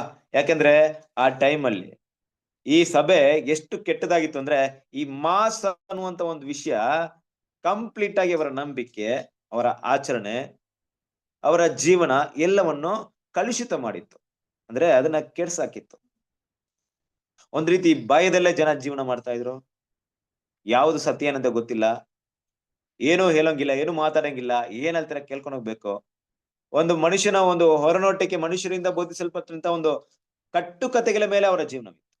ಕ್ರಿಸ್ತನ ಪ್ರೀತಿಯ ಸಹೋದರರೇ, ಇವತ್ತು ಕೂಡ ನಾವು ನೋಡ್ತೀವಿ ತುಂಬಾ ಒಂದು ವಿಷಯಗಳಿದೆ. ನಾವು ಹೆಸರು ಕ್ರೈಸ್ತರನ್ನ ಬೇಡ, ಅನ್ಯ ಧರ್ಮದವ್ರನ್ನ ತಗೊಳ್ಳಿ, ನೀವು ಅವ್ರ ಬಗ್ಗೆ ತುಂಬಾ ಸೂಕ್ಷ್ಮವಾಗಿ ಗಮನಿಸಿದ್ರೆ ಅವರ ಆಚರಣೆಗಳು ಬೆಳಿಗ್ಗೆಯಿಂದ ಸಾಯಂಕಾಲವರೆಗೂ, ಅಂದ್ರೆ ಒಂದು ದಿನ ಪೂರ್ತಿ ಅವ್ರು ಏನಾದ್ರೂ ದೇವರಿಗೆ ಸಂಬಂಧಪಟ್ಟ ಕೆಲಸಗಳನ್ನ ಮಾಡ್ತಾರೆ ಅಂತ ಇಟ್ಕೊಳ್ಳಿ, ನಿಮಗೆ ಗೊತ್ತಾಗುತ್ತೆ ಇದು ದೇವರಿಂದ ಬಂದಿದ್ದಲ್ಲ, ಅವರವರೇ ಕಲ್ಪನೆ ಮಾಡ್ಕೊಂಡು ಮನುಷ್ಯರಿಂದ ಬಂದಂತ ಯಾವುದೋ ಬೋಧನೆ ನಡ್ಕೊಂಡ್ಬಿಟ್ಟಿದ್ದಾರೆ. ಅವರ ಪೂಜೆ ಮಾಡೋಂಥ ವಿಷಯಗಳಿರ್ಬೋದು, ಎಲ್ಲೋ ಕಲ್ತಿದ್ರೆ ಅಷ್ಟೇ. ನೋಡ್ರಿ, ಕೆಲವೊಂದ್ ಕಡೆ ಏನಾಗಿರುತ್ತೆ ಅಂದ್ರೆ ಇದು ಸ್ಟ್ಯಾಂಡರ್ಡ್ ಆಗಿರುತ್ತೆ, ಕೆಲವೊಂದ್ ಕಡೆ ಇದು ಮಿಕ್ಸಡ್ ಆಗಿರುತ್ತೆ. ಈಗ ಅನ್ಯ ಜನಗಳನ್ನ ತಗೊಂಡಾಗ ಅವರ ಧರ್ಮದ ಪ್ರಕಾರವಾಗಿ ಕೆಲವೊಬ್ರು ಏನ್ ಮಾಡಲ್ಲ, ಇವ್ರು ಏನ್ ಮಾಡ್ತಾರೆ ಅದೇ ರೀತಿ ಪ್ರತಿಯೊಬ್ಬರು ಮಾಡಲ್ಲ. ಇವ್ರೇನೋ ಒಂದ್ ಮಾಡ್ತಾರೆ, ಅವ್ರೊಂದ್ ಮಾಡ್ತಾರೆ, ಅವ್ರು ಒಂದ್ ಪೂಜೆ ತರ ಮಾಡ್ತಾರೆ, ಇವ್ರೊಂದ್ ಪೂಜೆ ಮಾಡ್ತಾರೆ, ಒಬ್ಬೊಬ್ರು ಭಿನ್ನ. ಅಂದ್ರೆ ಯಾರೋ ಮನುಷ್ಯರು ಏನ್ ಮಾಡಿದ್ರೆ ಅವ್ರಿಗೆ ತಿಳಿಸ್ಕೊಟ್ಟಿದ್ದಾರೆ. ಅವ್ರಲ್ಲಿ ಪ್ರಮುಖವಾದ ನೋಡಿ, ಈ ಕಾಲದಲ್ಲಿ ಒಬ್ಬ ಪ್ರಮುಖ ವ್ಯಕ್ತಿ ಇದ್ನ ಅವ್ರೇನೋ ಪರಿಚಯ ಮಾಡಿದ್ರು, ಆಮೇಲೆ ಅವ್ರು ಸತ್ತೋದ್ಮೇಲೆ ಇನ್ನೊಬ್ಬ ಬಂದ್ರು, ಅವರು ಹೊಸ ಸಿದ್ಧಾಂತ ತಂದ್ರು, ಗುರುಗಳು ಅಂತವ್ರು ಇಂಥವ್ರಲ್ಲ. ಈಗ ಏನ್ ಮಾಡ್ತಾರೆ ಅಂದ್ರೆ ಅದನ್ನ ಕಲಿಯಕ್ಕೆ ಶುರು ಮಾಡಿರ್ತಾರೆ. ಇದೇ ಸಿಸ್ಟಮ್ ಎಲ್ಲಿತ್ತು ಅಂದ್ರೆ ಈ ಒಂದು ಪೋಪ ಸಿಸ್ಟಮ್ ಅಲ್ಲಿ ಇತ್ತು. ಕ್ರಿಸ್ತನ ಪ್ರೀತಿಯ ಸಹೋದರರೇ, ಬಂದಂತ ಪ್ರತಿಯೊಬ್ಬ ವ್ಯಕ್ತಿಯು ಕೂಡ ತನ್ನ ಸ್ವಾರ್ಥವಾದಂತ ಹಲವಾರು ಕಟ್ಟುಕತೆಗಳನ್ನ ಜನರ ಮಧ್ಯದಲ್ಲಿ ಬಿತ್ತಿದ್ರು ಹೊರತು ಸತ್ಯವಾಕ್ಯ ಅಲ್ಲಿ ಇರ್ಲಿಲ್ಲ. ತುಂಬಾ ಮುಖ್ಯವಾದ ಅಲ್ವಾ, ಆ ಸತ್ಯವಾಕ್ಯ ಅಲ್ಲಿ ಇರ್ಲಿಲ್ಲ ಅಂತ ನೋಡಿದಾಗ ಅದರ ಒಂದು ಸನ್ನಿವೇಶ ಅಂದ್ರೆ ಜನರ ಮಧ್ಯದಲ್ಲಿ ಅವರ ಭಾವನೆಗಳು ಹೆಂಗಿರ್ತು ಅಂದ್ರೆ ಸತ್ಯಕ್ಕೂ ಅವ್ರಿಗೂ ದೇವರಿಗೂ ಕ್ರೈಸ್ತರಿಗೂ ಸಂಬಂಧವೇ ಇಲ್ಲವ ಅನ್ನೋ ರೀತಿಯಲ್ಲಿ ಅವ್ರ ಜೀವನ ಆಯ್ತು. ಇವತ್ತು ಕೂಡ ನೀವ್ ನೋಡ್ತಿರಲ್ವಾ, ತುಂಬಾ ಜನ ನೀವು ಹೋಗ್ತೀರಂದ್ರೆ ಸಿನ್ಸಿಯರಿಟಿ ಆಗಿ ಈ ರೋಮನ್ ಕೆಥಲಿಕ್ ಬಗ್ಗೆ ಮಾತಾಡ್ಬೇಕಾದ್ರೆ ಅವ್ರು ತುಂಬಾ ಭಕ್ತಿಯನ್ನು ನೀವು ನೋಡ್ತೀರಂದ್ರೆ ವಯಸ್ಸಾದ್ರು ಕೂಡ ಇರ್ತಾರೆ. ಕೆಲವರು ಅವ್ರ ಕೈಲಿ ಯಾವಾಗ್ಲೂ ಜಪಮಾಲೆ ಇರುತ್ತೆ, ಅವ್ರ ಬಾಯಲ್ಲಿ ಏನೋ ಹೇಳ್ತಾ ಇರ್ತಾರೆ, ಏನ್ ಹೇಳ್ತಾರೆ ಅಂತ ಅವ್ರಿಗೂ ಅರ್ಥವಾಗಲ್ಲ, ಆದ್ರೂ ಹೇಳ್ತಾ ಇರ್ತಾರೆ. ಅದು ಒಂದು ದಿನ 2 ದಿನ ಮಾಡಿರಲ್ಲ, ಸುಮಾರು ವರ್ಷಗಳಿಂದ ಮಾಡ್ತಾರೆ. ಕೆಲವರು 50-60 ವರ್ಷನೂ ಮಾಡೋರು ಇರ್ತಾರೆ, ಅದನ್ನೇ ಮಾಡ್ತಾ ಇರ್ತಾರೆ ಪ್ರತಿದಿನ. ಅದನ್ನೇ ಏನೋ ಒಂದ್ ನಂಬಿಕೆ ಅಷ್ಟೇ, ಇದು ಮಾಡೋದ್ರಿಂದ ನಾನು ಒಳ್ಳೆಯವನಾಗಿರ್ಬೋದು, ದೇವರಿಗೆ ಮೆಚ್ಚುಗೆ ಆಗಿರ್ಬೇಕು, ಆಗಿರ್ತೀನೋ, ಇಲ್ಲ ನಾ ಸತ್ ಮೇಲೆ ಪರಲೋಕ ಹೊರಟೋಗ್ಬಿಡ್ತೀನೋ ಅಂತ ತಪ್ಪಾದ ನಂಬಿಕೆ ಮೇಲೆನೆ ಅವರ ಜೀವನ ಪೂರ್ತಿ ಹೊರಟೋಗಿರುತ್ತೆ, ಕೊನೆಗೆ ಸತ್ತು ಹೋಗಿರ್ತಾರೆ. ಕರೆಕ್ಟ್ ಅಲ್ವಾ? ನೋಡ್ರಿ, ಈಗಿನ ಕಾಲದಲ್ಲಿ ಇಷ್ಟೊಂದು ಇರ್ಬೇಕಾದ್ರೆ ಆಗ ರಿಫಾರ್ಮೇಶನ್ ಬರಕ್ಕಿಂತ ಮುಂಚೆ ಈ ಬೋಧನೆ ಎಷ್ಟ್ರ ಮಟ್ಟಿಗೆ ಕೆಟ್ಟೋಗಿರ್ಬೇಕು, ಸಭೆ ಎಷ್ಟ್ರ ಮಟ್ಟಿಗೆ ಕೆಟ್ಟೋಗಿರ್ಬೇಕು. ನಿಜವಾಗ್ಲು ಕ್ರಿಸ್ತನಲ್ಲಿ ಪ್ರೀತಿ ಸರಿದೆ. ನಾನು ಕೆಲವೊಂದು ಸಭೆಗಳಿಗೆ ಇಲ್ಲಿ ನಮ್ಮ ಬೆಂಗಳೂರಲ್ಲಿ ಸಿಕ್ಕಾಪಟ್ಟೆ ಎಲ್ಲ ಕಡೆ ಇರುತ್ತೆ. ಆ ದಾರಿಯಲ್ಲೇ ನಾವು ಹಾದು ಹೋಗ್ಬೇಕಲ್ಲಿ. ಯಾವ್ದಾದ್ರು ಮೀಟಿಂಗ್ ನಡೆದ್ರೆ ಅಲ್ಲಿ ನೋಡ್ಕೊಂಡು ಹೋಗ್ಬೇಕು, ಏನೇನ್ ಮಾಡ್ತಾರ ಅಂತ ನೋಡ್ಕೊಂಡು ಹೋಗ್ಬೇಕು. ಕೆಲವೊಂದು ಸನ್ನಿವೇಶದಲ್ಲಿ ಮಾರ್ಕೆಟ್ ಪಕ್ಕದಲ್ಲಿ ಆ ಪ್ಲೇಸ್ ಇರುತ್ತೆ, ಅಲ್ಲೋಗಿ ನಿಂತ್ಕೊಂಡ್ರೆ ಅವ್ರು ಮಾಡುವಂತ ವಿಷಯ ಎಲ್ಲ ಕಾಣಿಸುತ್ತೆ. ಅವ್ರ ಕ್ಯಾಂಡಲ್ ಹಚ್ಚೋದಿರ್ಬೋದು, ಬೇರೆ ಬೇರೆ ವಿಷಯ ಮಾಡೋದಿರ್ಬೋದು, ಅಲ್ಲಿ ಬಂದು ಕುತ್ಕೊಂಡು ಅವ್ರು ಮಾಡುವಂತ ಪ್ರಾರ್ಥನೆ ಇರ್ಬೋದು. ನಮ್ಗೆ ಅದು ಮೂರ್ಖತನ, ದಡ್ಡತನ ಅಂತ ಕಾಣಿಸ್ಕೊಳ್ಳುತ್ತೆ ಇವತ್ತು. ಕಾರಣ ನಮ್ಗೆ ಸತ್ಯ ಗೊತ್ತಿದೆ ಅಲ್ವಾ? ಆದ್ರೆ ಯೋಚನೆ ಮಾಡ್ರಿ, ಈ ಸತ್ಯವೇ ಇಲ್ದಿರೋಂತ ಸಮಯದಲ್ಲಿ ಎಲ್ರು ಕೂಡ ಅದಕ್ಕೆ ಕಿವಿಗೊಡೋರಾಗಿದ್ರು. ಆದ್ರಿಂದ ಅದನ್ನ ಶುದ್ಧ ಮಾಡುವಂತ ಕೆಲಸ ಅಷ್ಟೇನು ಈಸಿ ಆಗಿರ್ಲಿಲ್ಲ ಕ್ರಿಸ್ತನ ಪ್ರೀತಿ ಸರಿ. ಬದಲಾಗಿ ಯೇಸು ಕ್ರಿಸ್ತನು ಅವತ್ತು ದೇವಾಲಯಕ್ಕೆ ಹೋಗಿ ಈ ಒಂದು ಕುರಿಗಳನ್ನ ಸೇಲ್ ಮಾಡೋರು ಮತ್ತೆ ಇವ್ರನ್ನೆಲ್ಲ ಏನ್ ಮಾಡ್ತಾರೆ, ಹಣ ಇವ್ ಮಾಡೋರೆಲ್ಲ, ಬಡ್ಡಿ ಕೊಡೋರೆಲ್ಲ ಅಲ್ಲಿ ಹೊಡಿತಾರಲ್ವ ಆಲಯದಲ್ಲಿ. ಹೊಡೆದ್ ಏನ್ ಮಾಡ್ತಾರೆ, ದೇವರ ಆಲಯವನ್ನ ನನ್ನ ತಂದೆ ಮನೆಯನ್ನ ಅಶುದ್ಧ ಮಾಡಿದ್ರಂತ ಅವ್ರನ್ನ ಅಟ್ಟಿಸ್ತಾರೆ ನೋಡ್ರಿ ಹೊರಡೆ. ಆ ರೀತಿಯಾಗಿರ್ಲಿಲ್ಲ ಶುದ್ಧೀಕರಣ. ಆ ಶುದ್ಧೀಕರಣ ಒಂದು ಸ್ಯಾಂಪಲ್ ಆಗಿತ್ತು ಅಷ್ಟೇ. ಆ ಶುದ್ಧೀಕರಣ ಏನಿತ್ತು ಅಂದ್ರೆ, ಇಲ್ಲಿ ರಿಫಾರ್ಮೇಶನ್ ಆಗಿರುವಂತ ಶುದ್ಧೀಕರಣ ಸಂಪೂರ್ಣವಾಗಿ ಸತ್ಯದ ಮೇಲೆ ಅವಲಂಬಿತವಾಗಿತ್ತು. ಎಲ್ಲೆಲ್ಲ ಸತ್ಯ ಹೊರಟೋಯ್ತೋ, ಎಲ್ಲೆಲ್ಲ ಸತ್ಯ ಯಾರ ಒಂದು ಮನೆ ಬಾಗಿಲಿಗೆ ಹೋಗಿ ಆ ಸತ್ಯ ತಟ್ಟುತ್ತೋ, ಯಾರ ಕಿವಿಗೆ ಆ ಸತ್ಯ ಬಿತ್ತೋ, ಅವರೆಲ್ಲರೂ ತಮ್ಮನ್ನ ಶುದ್ಧೀಕರಣ ಮಾಡ್ಕೊಳ್ಳುವಂತ ಕೆಲಸಕ್ಕೆ ಕೈ ಹಾಕೊಂಡ್ರು. ಯಾರೆಲ್ಲ ಸತ್ಯವನ್ನ ಕೇಳಿ ಅದಕ್ಕೆ ಬೆಲೆ ಕೊಟ್ರೋ, ತಮ್ಮನ್ನ ಆ ಅಶುದ್ಧದಿಂದ, ಆ ಹಾಳು ಮಾಡುವಂತ ಅಸಹ್ಯ ವಸ್ತುಗಳಿಂದ ತಮ್ಮನ್ನ ಬೇರ್ಪಡಿಸಿಕೊಂಡ್ರು ನೋಡ್ರಿ. ಯಾರೆಲ್ಲ ಕಿವಿಗೆ ಬಿದ್ದು ಕೂಡ ಪರವಾಗಿಲ್ಲಪ್ಪ, ನನಗಿದೆ ಇಷ್ಟವಾಗಿದೆ, ನನಗೆ ಇದಕ್ಕೆ ಅಭ್ಯಾಸ ಆಗ್ಬಿಟ್ಟಿದೀನಿ, ನೀನ್ ಏನ್ ಹೇಳಿದ್ರು ಕೇಳಲ್ಲ ಅನ್ನೋರು ಅಲ್ಲೇ ಇದ್ರು. ಇದೆಲ್ಲ ಸಾಕಷ್ಟು ವಿಷಯ ಏನಾಯ್ತು ಅಲ್ಲಿ ನಡೀತು. ಅಲ್ಲೇ ನೋಡ್ಬೇಕಾದ್ರೆ ಈ ಮಾಸ್ ಅನ್ನುವಂಥದ್ದು ಎಷ್ಟ್ರ ಮಟ್ಟಿಗೆ ಎಫೆಕ್ಟ್ ಮಾಡಿತ್ತು. ಕೆಲವೊಂದ್ ಟೈಮಲ್ಲಿ ಆ ಒಂದು ಸತ್ಯದಿಂದ ಹೊರಡೆ ಬರುವಂತದ್ದು, ಅಂದ್ರೆ ಆ ಸುಳ್ಳಿಂದ ಹೊರಡೆ ಬರುವಂತವ್ರು ಸತ್ಯವನ್ನ ನೋಡಿದಾಗ ಅವ್ರಿಗೆ ಒಂದು ದೊಡ್ಡ ನಾಚಿಕೆ ಆಗ್ತಿತ್ತು. ಏನಪ್ಪಾ ಅಂದ್ರೆ, ನಾವ್ ಇಷ್ಟು ಮಟ್ಟಿಗೆ ಕೆಟ್ಟದ್ರಲ್ಲಿ ಇದ್ದೀವಾ, ಇಷ್ಟು ಮಟ್ಟಿಗೆ ನಾವು ತಪ್ಪಾದ ಕೆಲ್ಸಗಳು ಮಾಡಿದೀವಾ. ಇನ್ನು ಅವ್ರು ಮಾಡಿದ ಕೆಲವೊಂದು ವಿಷಯಗಳನ್ನ ಕೇಳ್ಬಿಟ್ರೆ, ಪೋಪಸ್ ಸಿಸ್ಟಮ್ ಅಲ್ಲಿ ಪಾಪ ಕ್ಷಮಾಪಣೆ ಪತ್ರವನ್ನ ಮಾರಾಟ ಮಾಡ್ತಾ ಇದ್ರು. ಯೋಚನೆ ಮಾಡ್ರಿ, ದೇವ್ರ ಮಕ್ಳು, ಇವತ್ತು ನಾವು ನೀವು ಸತ್ಯ ನಮ್ಗೆ ಬೆಳೆದಿರೋದ್ರಿಂದ, ಸತ್ಯ ನಮ್ಮ ನಾಲೆಜ್ ಬಂದಿರೋದ್ರಿಂದ ನಾವೇನ್ ಮಾಡ್ತೀವಿ, ಅದಕ್ಕೆ ಆಪೋಸಿಟ್ ಆಗಿರ್ತೀವಿ. ರೋಮನ್ ಕೆಥಲಿಕ್ ಅಲ್ಲಿ ಹೋಗಿ ಸತ್ಯವೇ ಏನಂತ, ಬೈಬಲ್ ಏನಂತ ಗೊತ್ತಿಲ್ದಿರೋ ಹತ್ರ ಹೋಗಿ ಮಾತಾಡಿ, ನಾವೇನ್ ಹೇಳಿದ್ರು ನಂಬ್ತಾರೆ. ಅವತ್ತು ಅದೇ ಆಗಿತ್ತು. ಏನ್ ಮಾಡಿದ್ರು, ನಾನು ಕೊಡುವಂತ, ಪೋಪ್ ಕೊಡುವಂತ ಆ ಒಂದು ಪಾಪ ಕ್ಷಮಾಪಣೆ ಲೆಟರ್ನ ಯಾರು ತಗೊಳ್ತಾರೋ ಅವ್ರಿಗೇನಾಗ್ತಿತ್ತು, ಪಾಪ ಕ್ಷಮಾಪಣೆ ಆಗ್ತಿತ್ತು. ಆದ್ರೆ ಅದೇನು ಸುಮ್ನೆ ಸಿಗ್ತಾ ಇರ್ಲಿಲ್ಲ.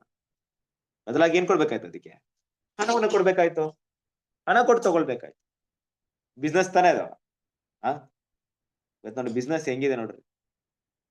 ಇದೇ ಬಿಸ್ನೆಸ್ ಅಲ್ಲೇ ಅವತ್ತು ರೋಮನ್ ಕೆಥಲಿಕ್ ಒಂದು ಸಿಸ್ಟಮ್ ಏನಾಯ್ತು ಅಂದ್ರೆ, ವಿಜೃಂಭಣೆಯಿಂದ ಹಣದ ಒಂದು ಇದ್ರಲ್ಲಿ ಮೆರಿತಾ ಇತ್ತು ಕ್ರಿಸ್ತನ್ ಪ್ರೀತಿ. ಯಾಕೆಂದ್ರೆ ಎಷ್ಟು ಪಾಪ್ಯುಲೇಷನ್ ಅದನ್ನ ನಂಬ್ಕೊಂಡಿದ್ರು ಅಂದ್ರೆ, ಇಡೀ ಯುರೋಪ್ ಕಂಟ್ರಿ, ಏಷ್ಯಾದ ಹತ್ತತ್ರವಿರೋ ಒಂದು ಜನಾಂಗದವ್ರು ಎಲ್ಲರೂ ಕೂಡ ಅವರ ಮಾತಿಗೆ ಕಿವಿಗೊಟ್ರು ಅಲ್ವಾ? ನೋಡ್ರಿ, ಇವತ್ತು ನಮ್ ಲೈಫ್ ಅಲ್ಲಿ ಏನ್ ಬೇಕಾದ್ರೆ ನಾವು ಸಂಪಾದನೆ ಮಾಡ್ಬೋದು ಅಲ್ವಾ? ಏನ್ ಬೇಕಾದ್ರೆ ಸಂಪಾದನೆ ಗಳಿಸ್ಬೋದು, ನಾವು ಎಷ್ಟು ಬೇಕಾದ್ರೆ ಹಣವನ್ನ ಗಳಿಸ್ಬೋದು. ಆದ್ರೆ ಒಂದು ದಿನ ನಮ್ಮ ಲೈಫ್ ಹೋಗುತ್ತಂದ್ರೆ ನಾವೆಲ್ಲ ಹೋಗ್ತೀವಿ ಅಂತ ಪ್ರಶ್ನೆ ಬಂದಾಗ ಭಯ ಬಂದ್ಬಿಡುತ್ತೆ. ಪ್ರಪಂಚದಲ್ಲಿ ಈ ಜನ ಇದನ್ನ ಯೋಚನೆ ಮಾಡೋದು ತುಂಬಾ ಕಡಿಮೆ. ತಮ್ಮ ತೃಪ್ತಿ ಮಾಡ್ಕೊಂಡು ಹೋಗ್ತಾ ಇರ್ತಾರೆ ಜನ.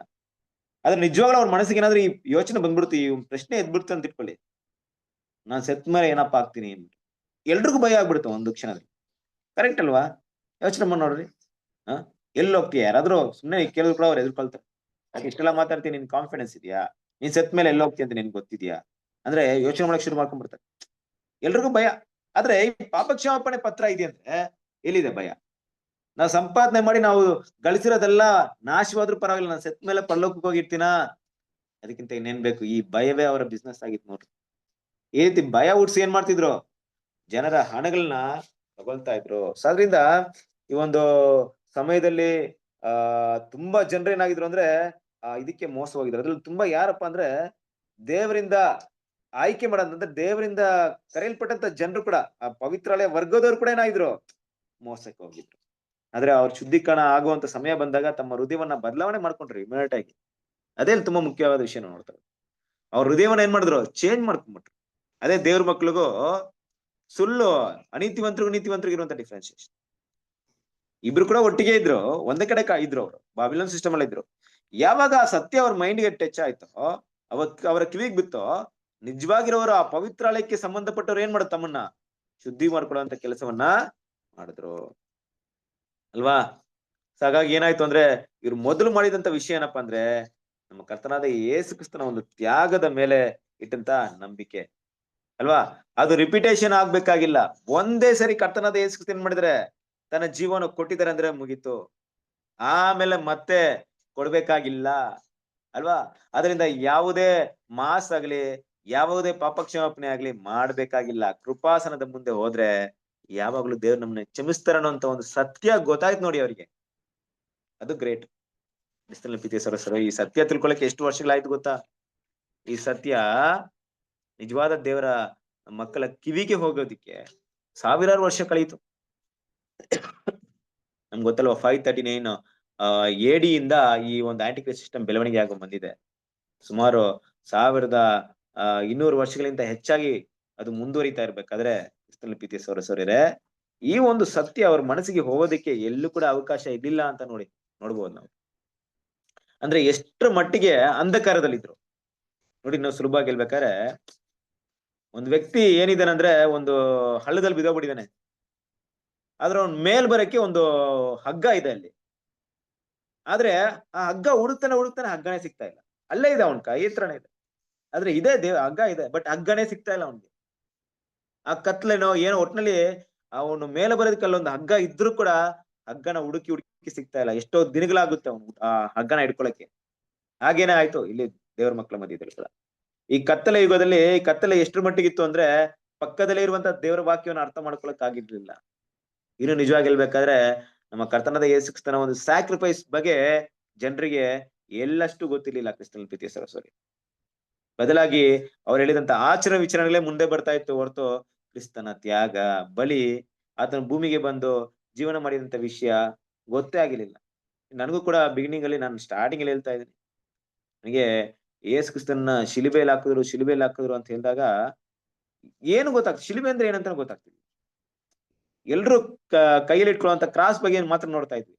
ಶಿಲುಬೆಯಲ್ಲಿ ಹೊಡೆದ್ರೆ ನಾನೇನ್ ತಿಳ್ಕೊಂಡ್ಬಿಟ್ಟಿದ್ದೆ ಗೊತ್ತಾ, ಅರ್ಥ ಮಾಡ್ಕೊಂಡಿದ್ದೆ, ಈ ಅವ್ರ ಕತ್ತಲ್ ಹಾಕಿದಾರ ಚೈನು, ಆ ಚೈನ್ ಶಿಲುಬೆ ಇದೆಯಲ್ಲ, ಶಿಲುಬೆ ಐತಲ್ಲ, ಅದ್ರಲ್ಲಿ ಯೇಸು ಕ್ರಿಸ್ತನ ಹೊಡೆದಿದ್ದಾರೆ ಅಂತ ತಿಳ್ಕೊಂಡಿದ್ದಾನೆ ಚಿಕ್ಕ ವಯಸ್ಸಲ್ಲಿ. ನನಗೂ ಗೊತ್ತಿರ್ಲಿಲ್ಲ. ಎಲ್ರು ನಾವು ನೋಡಿದೆಲ್ಲ ಅವಾಗ ಅದೇ ಕತ್ತಲ್ ಹಾಕಿರೋಂತ ಶಿಲುಬೆ ಚೈನ್ ನೋಡಿರೋದು. ಆ ಚೈನ್ ತಗೊಂಡು ಏನ್ ಮಾಡಿದ್ರೆ ಯೇಸು ಕ್ರಿಸ್ತನ ಸರಿಯಾಗಿ ಹೊಡೆದಾಕಿದ್ರೆ ಅಂತ ನಾನೇನ್ ಮಾಡ್ಕೊಂಡ್ಬಿಟ್ಟಿದ್ದೆ, ಈ ಚೈನಲ್ಲೇ ಯೇಸು ಕ್ರಿಸ್ತನ ಸಾಯಿಸ್ಬಿಟ್ರ ಅಂದ್ಬಿಟ್ಟು. ಆಮೇಲೆ ಗೊತ್ತಾಯ್ತು ಶಿಲುಬೆ ಅಂದ್ರೆ ಒಂದು ಮರದಲ್ಲಿ ಏನ್ ಮಾಡಿದ್ರೆ ಯೇಸು ಕ್ರಿಸ್ತನ. ಆಮೇಲೆ ಗೊತ್ತಾಗಿದ್ದು ಕ್ರಿಸ್ತನ ಪ್ರೀತಿ ಸರಿ. ನೋಡ್ರಿ ಎಷ್ಟು ಮಂಕಾಗಿರ್ತೀವಿ ನಾವು. ಈ ರೀತಿ ಸತ್ಯ ಇಷ್ಟೆಲ್ಲಾ ಇರ್ಬೇಕಂತ ಸಮಯದಲ್ಲೇ ನಾವ್ ಹಿಂಗಿರ್ಬೇಕಾದ್ರೆ ಕತ್ತಲ ಯುಗದಲ್ಲಿ ಹೆಂಗಿರ್ಬೇಕು ಯೋಚನೆ ಮಾಡ್ರಿ ಕ್ರಿಸ್ತನ ಪ್ರೀತಿ ಸರಿ. ದೇವ್ರಲ್ಲಿ ಒಂದ್ ಬೆಳಕು ಕೊಡ್ತಾರಂತಾರೆ ರಿಫಾರ್ಮೇಶನ್ ಮೂಲಕ. ಆ ಬೆಳಕು ಅದೇನೋ ಅವತ್ತಿರುವಂತ ಟೆಕ್ನಾಲಜಿ ಅಂತೂ ಇರ್ಲಿಲ್ಲ ಬರ್ರಿ ಕ್ರಿಸ್ತನ ಪ್ರೀತಿ ಸರಿರೇ. ಆದ್ರೆ ದೇವ್ರು ಇಡೀ ಪ್ರಪಂಚ, ಯುರೋಪ್ ಕಂಟ್ರಿಗೆ ಸಂಪೂರ್ಣವಾಗಿ ಅದನ್ನ ಹರಡಿಸಿದ್ರು. ಇವತ್ತು ನಮ್ಮಲ್ಲಿರುವಂತ ಟೆಕ್ನಾಲಜಿನ ಇಟ್ಕೊಂಡು 100 ವರ್ಷಗಳಲ್ಲಿ ಈ ಸತ್ಯವೇದ ವಿದ್ಯಾರ್ಥಿಗಳಿಂದ ಬಂದಂತ ಸತ್ಯನ ಇಡೀ ಲೋಕಕ್ಕೆ ನಾವು ಸಾರಕ್ಕಾಗ್ತಿಲ್ಲ. ನಮ್ ಸಹೋದರ ರಜಲ್ ಅವ್ರು ಮಾಡಿದಂತ ಪ್ರಕಾರವಾಗಿ ನಮ್ ಕೈ ಕೂಡ ಮಾಡಕ್ಕಾಗ್ತಿಲ್ಲ, ಅಷ್ಟು ಮಾಡಿದ್ರು ಅವರು ಆಗ. ಆದ್ರೆ ಏನಿಲ್ಲದ ಕಾಲದಲ್ಲಿ ದೇವ್ರ ಏನ್ ಮಾಡಿದ್ರು, ಮಾರ್ಟಿನ್ ಲೂಥರ್ ಮೂಲಕ ಅಷ್ಟು ಸ್ಪೀಡ್ ಆಗಿ ಸ್ಪ್ರೆಡ್ ಆಯ್ತದು. ಅದೇ ದೇವರ ಒಂದು ಕೃಪೆ ಅಂತ ಹೇಳ್ಬಹುದು, ಆ ಒಂದು ಪವಿತ್ರ ಶುದ್ಧೀಕರಣದ ಸಮಯ ಅಂತ ಹೇಳ್ಬಹುದು. ಇದನ್ನೆಲ್ಲ ನಾವೇನ್ ಮಾಡ್ತೀವಿ ಅಂದ್ರೆ ನೋಡ್ತೀವಿ. ಕ್ರಿಸ್ತನ ಬಲಿಯ ಮೂಲಕ ಮಾತ್ರ ಏನಪ್ಪಾ ಇದೆ ಅಂದ್ರೆ ರಕ್ಷಣೆ ಇದೆ ಅಂತ ತಿಳ್ಕೊಳಕ್ಕೆ ಎಷ್ಟೋ ಸಾವಿರ ವರ್ಷಗಳಾಯ್ತು. ಆದ್ಮೇಲೆ ದೇವ್ರ ಮಕ್ಕಳು ತಮ್ಮನ್ನ ಏನ್ ಮಾಡಿದ್ರು, ಅಲ್ಲಿಂದ ತಮ್ಮನ್ನ ಸಪ್ರೇಟ್ ಮಾಡ್ಕೊಂಡ್ರು. ಈ ರಿಪಿಟೇಷನ್ ಬೇಕಾಗಿಲ್ಲ, ಬದಲಾಗಿ ಯೇಸು ಕ್ರಿಸ್ತನ ಒಂದು ಯಜ್ಞ ಒಂದೇ ಸರಿ ಕೊಡಲ್ಪಟ್ಟಿದೆ, ಇನ್ಮೇಲೆ ಯಾವುದೇ ಮಾಸ್ಗೆ ಬೇಕಾಗಿಲ್ಲ ಅನ್ನೋಂಥ ವಿಷಯವನ್ನ ಏನ್ ಮಾಡಿದ್ರು, ನಂಬುವಂತ ಒಂದು ಸಮಯ ಅಲ್ಲಿ ಬಂತು ಅಂತ ನೋಡ್ತೀವಿ. ಕಂಟಿನ್ಯೂ ಮಾಡೋಣ. ಬೇರೆ ಯಾರಾದ್ರೂ ಓದ್ತಾರ ಕೇಳಿ. ಯಾರೋ ಓದ್ತೀರಾ?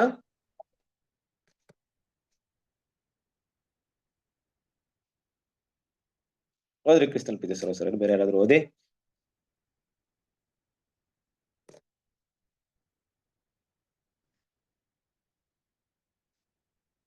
ಎಸ್, ಫಸ್ಟ್ ಆಗಿ ಸ್ವಲ್ಪ ಸ್ಕ್ರೀನ್ ಇದ್ ಮಾಡ್ಬೋದು.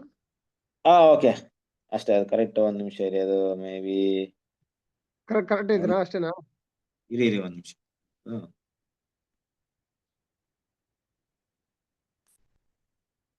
ಓಕೆ,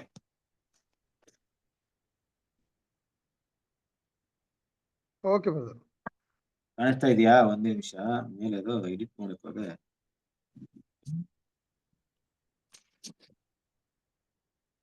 ಹಾ ಹಾ ಹೋಗೋದು. ಸರ್. ಈ ಸುಧಾರಣೆಯು ಪ್ರಾರಂಭವಾಗುವುದಕ್ಕೆ ನಿರಂತರವಾದ ವಿಶ್ವಾಸದಿಂದ ಸಮರ್ಥನೆ, ಶುದ್ಧೀಕರಣ ಎಂಬ ಬುನಾದಿಯು ಸರಿಯಾದ ಸ್ಥಳವಾಗಿತ್ತು.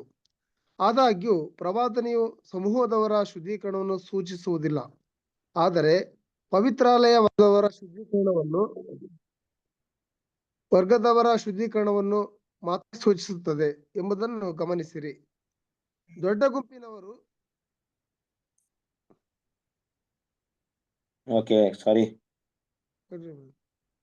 ಹಾ, ದೊಡ್ಡ ಗುಂಪಿನವರು ಶುದ್ಧೀಕರಣ ಹೊಂದಿಕೊಳ್ಳಲಿಲ್ಲ. ಓಕೆ, ಕಂಟಿನ್ಯೂ ಮಾಡಿ ಹಾಗೆ. ಅಥವಾ ಗುಂಪಿನವರು ಶುದ್ಧಿ ಹೊಂದಲಿಲ್ಲ, ಅವರು ಇನ್ನೂ ತಮ್ಮ ತಪ್ಪುಗಳನ್ನು ಉಳಿಸಿಕೊಂಡರು ಮತ್ತು ಅದನ್ನು ಈ ದಿನದವರೆಗೂ ಮಾಡುತ್ತಿದ್ದಾರೆ. ಆದರೆ ಪ್ರತಿಷ್ಠೆ ಹೊಂದಿದ ವರ್ಗದವರು, ಅಂದರೆ ಪವಿತ್ರಾಲಯದವರು, ತಪ್ಪನ್ನು ನಿರಾಕರಿಸಿದರು ಮತ್ತು ಸತ್ಯದ ಸಲುವಾಗಿ ಕೆಲವರು ಮರಣದ ಪರ್ಯಂತ ಅನೇಕ ಸಂಕಷ್ಟಗಳನ್ನು ಅನುಭವಿಸಿದರು. ಓಕೆ, ಸರ್ ಇದೆ. ಇಲ್ಲಿ ನೋಡುವಂತ ವಿಷಯ ಏನಪ್ಪಾ ಅಂದ್ರೆ, ಈ ಸುಧಾರಣೆ ಪ್ರಾರಂಭವಾಗುವುದಕ್ಕೆ ನಿರಂತರವಾದಂತ ವಿಶ್ವಾಸನ ಸಮರ್ಥನೆ ಎಂಬ ಬುನಾದಿಯು ಸರಿಯಾದ ಸ್ಥಳವಾಗಿತ್ತು. ನೋಡಿ, ಈ ಸುಧಾರಣೆ ಹೆಂಗಪ್ಪ ಆರಂಭ ಆಯ್ತು ಅಂದ್ರೆ, ಎಲ್ಲೋ ಒಂದ್ ಕಡೆ ಒಂದು ಜನರನ್ನ ಕರೆದ್ಬಿಟ್ಟು ಅವ್ರನ್ನ ಕ್ಲೀನ್ ಮಾಡಿ, ನೀವೆಲ್ಲ ಕ್ಲೀನ್ ಆಗಿದ್ದೀರಾ, ಒಂದು ಸಭೆನ ಪ್ರಿಪೇರ್ ಮಾಡಿ, ನೀವೆಲ್ಲ ಶುದ್ಧವಾದ ಸಭೆ ಅನ್ನೋದ್ರ ಮೇಲೆ ಇರ್ಲಿಲ್ಲ. ಅದು ವಿಶ್ವಾಸದ ಸಮರ್ಥನೆ ಅನ್ನೋದೇ ಶುದ್ಧೀಕರಣ. ಅಂದ್ರೆ ಏನಪ್ಪಾ ಅರ್ಥ ಇದ್ರಂದ್ರೆ, ಯಾರು ತಮ್ಮ ಹೃದಯದಲ್ಲಿ ಈ ನಂಬಿಕೆನ ಹೊಂದ್ಕೊಂಡ್ರೋ, ಆ ನಂಬಿಕೆನ ಹೊಂದ್ಕೊಂಡು ಅವ್ರು ಮಾಡಿದಂತ ಮಾಸ್ ವಿಷಯಕ್ಕೆ ಅಸಹ್ಯವಾಗಿ ನೋಡಿದ್ರು, ಅದಕ್ಕೆ ತಮ್ಮ ಹೃದಯವನ್ನ ಕೊಡದೆ ಅದಕ್ಕೆ ನಿರಾಕರಿಸಿದ್ರು, ದೇವರ ಒಂದು ಕ್ರಿಸ್ತನ ಅಮೂಲ್ಯವಾದ ರಕ್ತದ ಮೇಲೆ ನಂಬಿಕೆನ ಇಡಕ್ಕೆ ಶುರು ಮಾಡಿದ್ರು, ಅದೇ ಒಂದು ಸರಿಯಾದ ಸ್ಥಳ ಅಲ್ವಾ? ಅದೇ ಆ ಬುನಾದಿ ಅಂದ್ರೆ ಅದರ ಅಸ್ಥಿಬರ ಅಂತ ನಾವೇನ್ ಮಾಡ್ಬೋದು ಹೇಳ್ಬೋದು. ಬಿಗಿನಿಂಗ್ ಸ್ಟೇಜ್ ಅದು.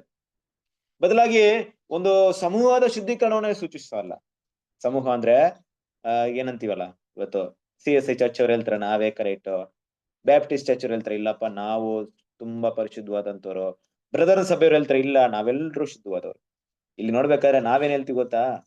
CSI ಸಭೆಯಲ್ಲೂ ಶುದ್ಧ ಇಲ್ಲ, ಬ್ರದರನ್ ಸಭೆಯಲ್ಲೂ ಶುದ್ಧ ಇಲ್ಲ. ಅಲ್ಲಿ ಸಭೆಗಳಲ್ಲಿ ಕೆಲವರು ಇದ್ದಾರೆ, ಅವ್ರನ್ನ ದೇವ್ರು ಕರೀತಾ ಇದಾರೆ, ಬನ್ನಪ್ಪ ನೀವು CSI ನ ಬಿಟ್ ಬನ್ನಿ, ನೀವು ಬ್ರದರ್ನ ಬಿಟ್ ಬನ್ನಿ, ನೀವು ಬ್ಯಾಪ್ಟಿಸ್ಟ್ ನ ಬಿಟ್ ಬನ್ನಿ, ನೀವೆಲ್ಲ ಹೊರಡ ಇದ್ರಲ್ಲ ಅಲ್ಲಿ ಕೇಳು. ನೋಡಿ ಇವತ್ತವರೆಗೂ ದೇವ್ರ ಮಕ್ಳು ಏನ್ ಮಾಡ್ತಾ ಇದಾರೆ? ಈಗ ನಾವು ಬೈಬಲ್ ಸ್ಟೂಡೆಂಟ್ಸ್ ಇದ್ದೀವಲ್ಲ, ನಮ್ಮ ಒಂದು ಕರೆ ಹೆಂಗಿದೆ, ನಮ್ ಕೆಲಸ ಹೆಂಗಿದೆ, ನಮ್ಮ ಆರ್ವೆಸ್ಟ್ ವರ್ಕ್ ಹೆಂಗಿದೆ ಅಂತ ಸ್ವಲ್ಪ ಯೋಚನೆ ಮಾಡ್ರಿ. ನಮ್ಮ ಆರ್ವೆಸ್ಟ್ ವರ್ಕ್ ಹೆಂಗಿಲ್ಲ, ಸರಿಯಾಗಿ ನಾವ್ ಏನ್ ಮಾಡ್ತಾ ಇಲ್ಲ, ಎಲ್ಲ ಒಂದು ಪರ್ಟಿಕ್ಯುಲರ್ ಪಂಗಡವರನ್ನ ಕ್ರೈಸ್ತನ ನೋಡ್ತಾ ಇಲ್ಲ ನಾವು, ಎಲ್ಲ ಇದ್ರು ಅವ್ರನ್ನ ಕರೀತಾ ಇದೀವಿ, ಬನ್ರಿ ಯಾರು ಬೇಕಾದ್ರೆ ಕೇಳ್ಬೋದು ಅಲ್ವಾ? ಅದನ್ನ ಬಿಟ್ಟು ಅವಳನ್ನ ಬಿಟ್ಟು ಹೊರಡೆ ಬನ್ರಿ, ಬಾಬಿಲ್ನ ಬಿಟ್ಟು ಬನ್ರಿ ಅಂದ್ರೆ ಇಲ್ಲಿ ಶುದ್ಧೀಕರಣ ಅನ್ನೋದು ಒಂದು ಟೀಮ್ ಅನ್ನ ಸೂಚಿಸ್ತಾ ಇಲ್ಲ, ಒಂದು ಸಮೂಹವನ್ನ ಸೂಚಿಸ್ತಾ ಇಲ್ಲ ಅಲ್ವಾ? ಇಲ್ಲ ಒಂದು ದೊಡ್ಡ ಗುಂಪನ್ನ ಸೂಚಿಸ್ತಾ ಇಲ್ಲ, ಇಲ್ಲ ಒಂದು ಚಿಕ್ಕ ಗುಂಪನ್ನ ಸೂಚಿಸ್ತಾ ಇಲ್ಲ. ಬದಲಾಗಿ ಯಾರು ಆ ತಪ್ಪನ್ನ ಅರ್ಥಕೊಂಡು ಅದರಿಂದ ಹೊರಗಡೆ ಬಂದ್ರೋ ಅದನ್ನ ಸೂಚಿಸ್ತಾ ಇದೆ. ಕಾರಣ ಈ ಶುದ್ಧೀಕರಣಕ್ಕೆ ಸಂಬಂಧಪಟ್ಟಂತ ಈ ಒಂದು ಸುಧಾರಣೆಯ ಚಳವಳಿಗೆ ಸಂಬಂಧಪಟ್ಟಂತ ಈ ಮಾರ್ಟಿನ್ ಲೂಥರ್ ಅವರ ಬೋಧನೆಗಳಿರ್ಬೋದು, ಸತ್ಯವೇದಕ್ಕೆ ವಿರುದ್ಧವಾದಂತ ಒಂದು ವಿಶ್ವನ ಈ ಪೋಪಸ್ ಸಿಸ್ಟಮ್, ಮಾಸ್ ಅಂತ ಸಿಸ್ಟಮ್ ಇದ್ದಾಗ ಆ ಮಾಸ್ಗೆ ವಿರುದ್ಧವಾದಂತ ಸತ್ಯಗಳಿರ್ಬೋದು, ಯಾರ ಹತ್ರ ಹೋಯ್ತೋ ಅವರು ಎಲ್ರು ಕೂಡ ಶುದ್ಧೀಕರಣ ಮಾಡುವಂತ ಕೆಲಸಕ್ಕೆ ಕೈ ಹಾಕ್ಲಿಲ್ಲ, ಎಲ್ರು ಕೂಡ ಇಷ್ಟಪಡ್ಲಿಲ್ಲ. ಕರೆಕ್ಟ್ ಅಲ್ವಾ? ಇವತ್ತು ಹೆಂಗಿತ್ತೋ ಅವತ್ತು ಹಂಗೆ ಇತ್ತು. ಕೆಲವ್ರು ಹೆಂಗ್ ಮಾಡಿದ್ರು, ಇವತ್ತವರೆಗೂ ಅದನ್ನ ಉಳಿಸ್ಕೊಂಡ್ಬಿಟ್ಟವ್ರು, ಇವತ್ತವರೆಗೂ ಹಂಗೇ ಇದಾರೆ ಸಿಸ್ಟಮ್. ಆ ರೋಮನ್ ಕೆಥಲಿಕ್ ಸಿಸ್ಟಮ್ ನೋಡ್ತೀರಾ, ಇವತ್ತು ರೋಮನ್ ಕೆಥಲಿಕ್ ಸಭೆ ನೋಡ್ತಿರಲ್ವಾ, ಅದರ ಒಂದು ಏನಂತೀವಿ ಅಲ್ಲಿ ಮಾಡ್ತಾರಂತ ಆಚಾರ ವಿಚಾರಗಳು ಇವತ್ತು ನನ್ನ ಬಂದಂತ ಒಂದು ಪ್ರೊಸೀಜರ್ ಅಲ್ಲ, ಸಾವಿರಾರು ವರ್ಷಗಳಿಂದ ಹಿಂದೆ ಏನ್ ಬಂತ ಅದೇ ಹಾಗೇ ಅಭ್ಯಾಸದಲ್ಲಿದೆ ಇವತ್ತು ಕೂಡ, ಏನು ಬದಲಾವಣೆ ಆಗ್ತಾ ಇಲ್ಲ ಅಲ್ವಾ? ಸಾಮಾನ್ಯವಾಗಿ ಜನ ನೋಡೋದೇನ್ ಗೊತ್ತಾ, ಇವತ್ತು ಮೆಜಾರಿಟಿನ ನೋಡ್ತಾರೆ. ಮೆಜಾರಿಟಿ ಅಂದ್ರೆ ತುಂಬಾ ಜನ ಯಾವುದಕ್ಕೆ ಕಿವಿ ಕೊಡ್ತಾರೆ ಅದೇ ಕರೆಕ್ಟ್, ಕಡಿಮೆ ಜನ ಕಿವಿ ಕೊಟ್ರೆ ಈಗ ಮಾತಾಡ್ಕೊಳ್ಳೋದು ಕೂಡ ಅವ್ರ ಹಂಗೆ, ನಮ್ ಸಭೆ ಎಷ್ಟ್ ದೊಡ್ಡ ಸಭೆ ಗೊತ್ತಾ, ನಮ್ ಸಭೆ ಸಾವಿರಾರು ಜನ ಇದಾರೆ ನಮ್ ಸಭೆಯಲ್ಲಿ, ನಮ್ ದೊಡ್ಡ ಸಭೆ ನಮ್ದು, ಆ ತರ ಸಭೆಯಿಂದ ನಾ ಬಿಟ್ಟು ಬರ್ತೀನ ನಾನು, ನಿಮ್ ನೋಡಿ ಏನಿಲ್ಲ ಮನೆಯಲ್ಲೇ ಆರಾಧನೆ ಮಾಡ್ತೀರಾ, ಪ್ರೀತಿ ಸರಸರ್ ಇದೆ ಗೊತ್ತಿಲ್ಲ. ನಾವು ದೊಡ್ಡದಾಗಿರೋಷ್ಟು ಅಪಾಯನ ನಮ್ಗೆ, ಚಿಕ್ಕ ಹಿಂಡನೆ ದೇವ್ರು ಕರಿತಾ ಇದಾರೆ ಅಲ್ವಾ? ಚಿಕ್ಕದಾಗಿ ಒಬ್ರಿಗೊಬ್ರು ಸಹಕರಿಸಿ ನಾವು ಓಟನ ಹೊಡೆದು ಮುಗಿಸ್ಬೋದು. ಆದಷ್ಟು ದೊಡ್ಡದಾಗ್ಬಿಟ್ರು ಅಪಾಯನ. ಒಂದು ಗುಂಪು ಅಲ್ಲವೇ ಒಂದು ಪಂಗಡವಾಗಿ ಇಲ್ಲಿ ಶುದ್ಧೀಕರಣ ನಡೀಲಿಲ್ಲ, ಬದಲಾಗಿ ಯಾರು ತಮ್ಮನ್ನ ಪ್ರತಿಷ್ಠೆ ಮಾಡ್ಕೊಂಡು ಅಲ್ವಾ ಆ ಒಂದು ತಪ್ಪನ್ನ ಅಂಗೀಕರಿಸಿ ಪವಿತ್ರವಾಗುವುದಕ್ಕೆ ಕರೆಯಲ್ಪಟ್ರೋ ಅವರು ಮಾತ್ರ ಈ ಶುದ್ಧೀಕರಣಕ್ಕೆ ಅವರು ಒಳಪಟ್ರು. ಹಾಗಂತ ಈ ಶುದ್ಧೀಕರಣಕ್ಕೆ ಒಳಪಟ್ಟವರೆಲ್ಲರೂ ಕೂಡ ತುಂಬಾ ಸಂತೋಷವಾಗಿರಕ್ಕೆ ಸಾಧ್ಯತೆ ಇರಲಿಲ್ಲ. ಯಾಕೆಪ್ಪ ಅಂದ್ರೆ ಯಾರು ಈ ಶುದ್ಧೀಕರಣಕ್ಕೆ ಒಳಪಟ್ರೋ ಅವ್ರಿಗೆ ತುಂಬಾ ಕಷ್ಟಗಳಿತ್ತು. ಕ್ರಿಸ್ತನ ಪ್ರೀತಿ ಸಹೋದರ, ತುಂಬಾ ಕಷ್ಟ ಆಯ್ತು. ನೀವು ಯೋಚನೆ ಮಾಡೋಕ್ಕಿಂತ ಜಾಸ್ತಿ ಕಷ್ಟ ಆಯ್ತು. ನಾವೆಲ್ಲ ಕಷ್ಟವನ್ನು ನೋಡ್ಲಿಲ್ಲ. ನಿಜವಾಗ್ಲು ವಿ ಆರ್ ಬ್ಲೆಸ್ಸಿಂಗ್ ಪೀಪಲ್. ನಮ್ಮ ಜೀವನದಲ್ಲಿ ಪ್ರತಿ ಮನುಷ್ಯನಿಗೆ ಬರುವಂತ ಕಷ್ಟ ಬರ್ತಾ ಇದೆ, ಆದ್ರೆ ದೇವರಿಗೋಸ್ಕರ ಬರುವಂತ ಕಷ್ಟಗಳನ್ನ ನಾವು ನೋಡ್ತಾ ಇಲ್ಲ ಜಾಸ್ತಿ.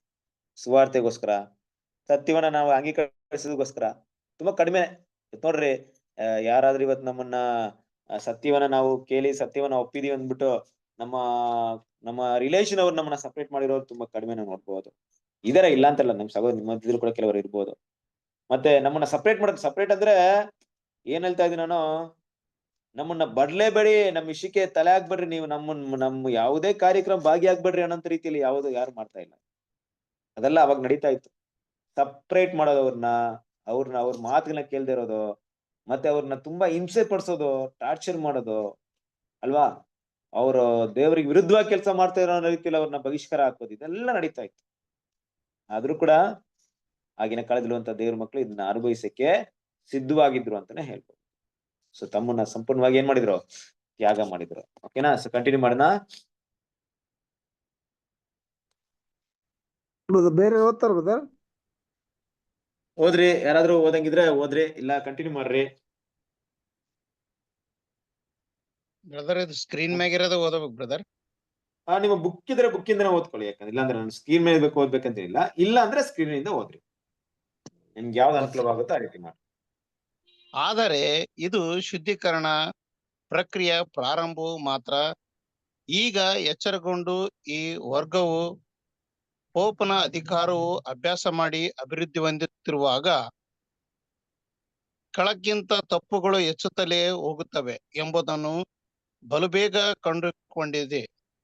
ಸುಧಾರಣೆಯ ಚೈತನ್ಯಶಾಲಿ ನಾಯಕನಾದ ಲೂಥರ್ನು ಒಂದು ತಪ್ಪಿಗೆ ನಿಲ್ಲಿಸಲಿಲ್ಲ.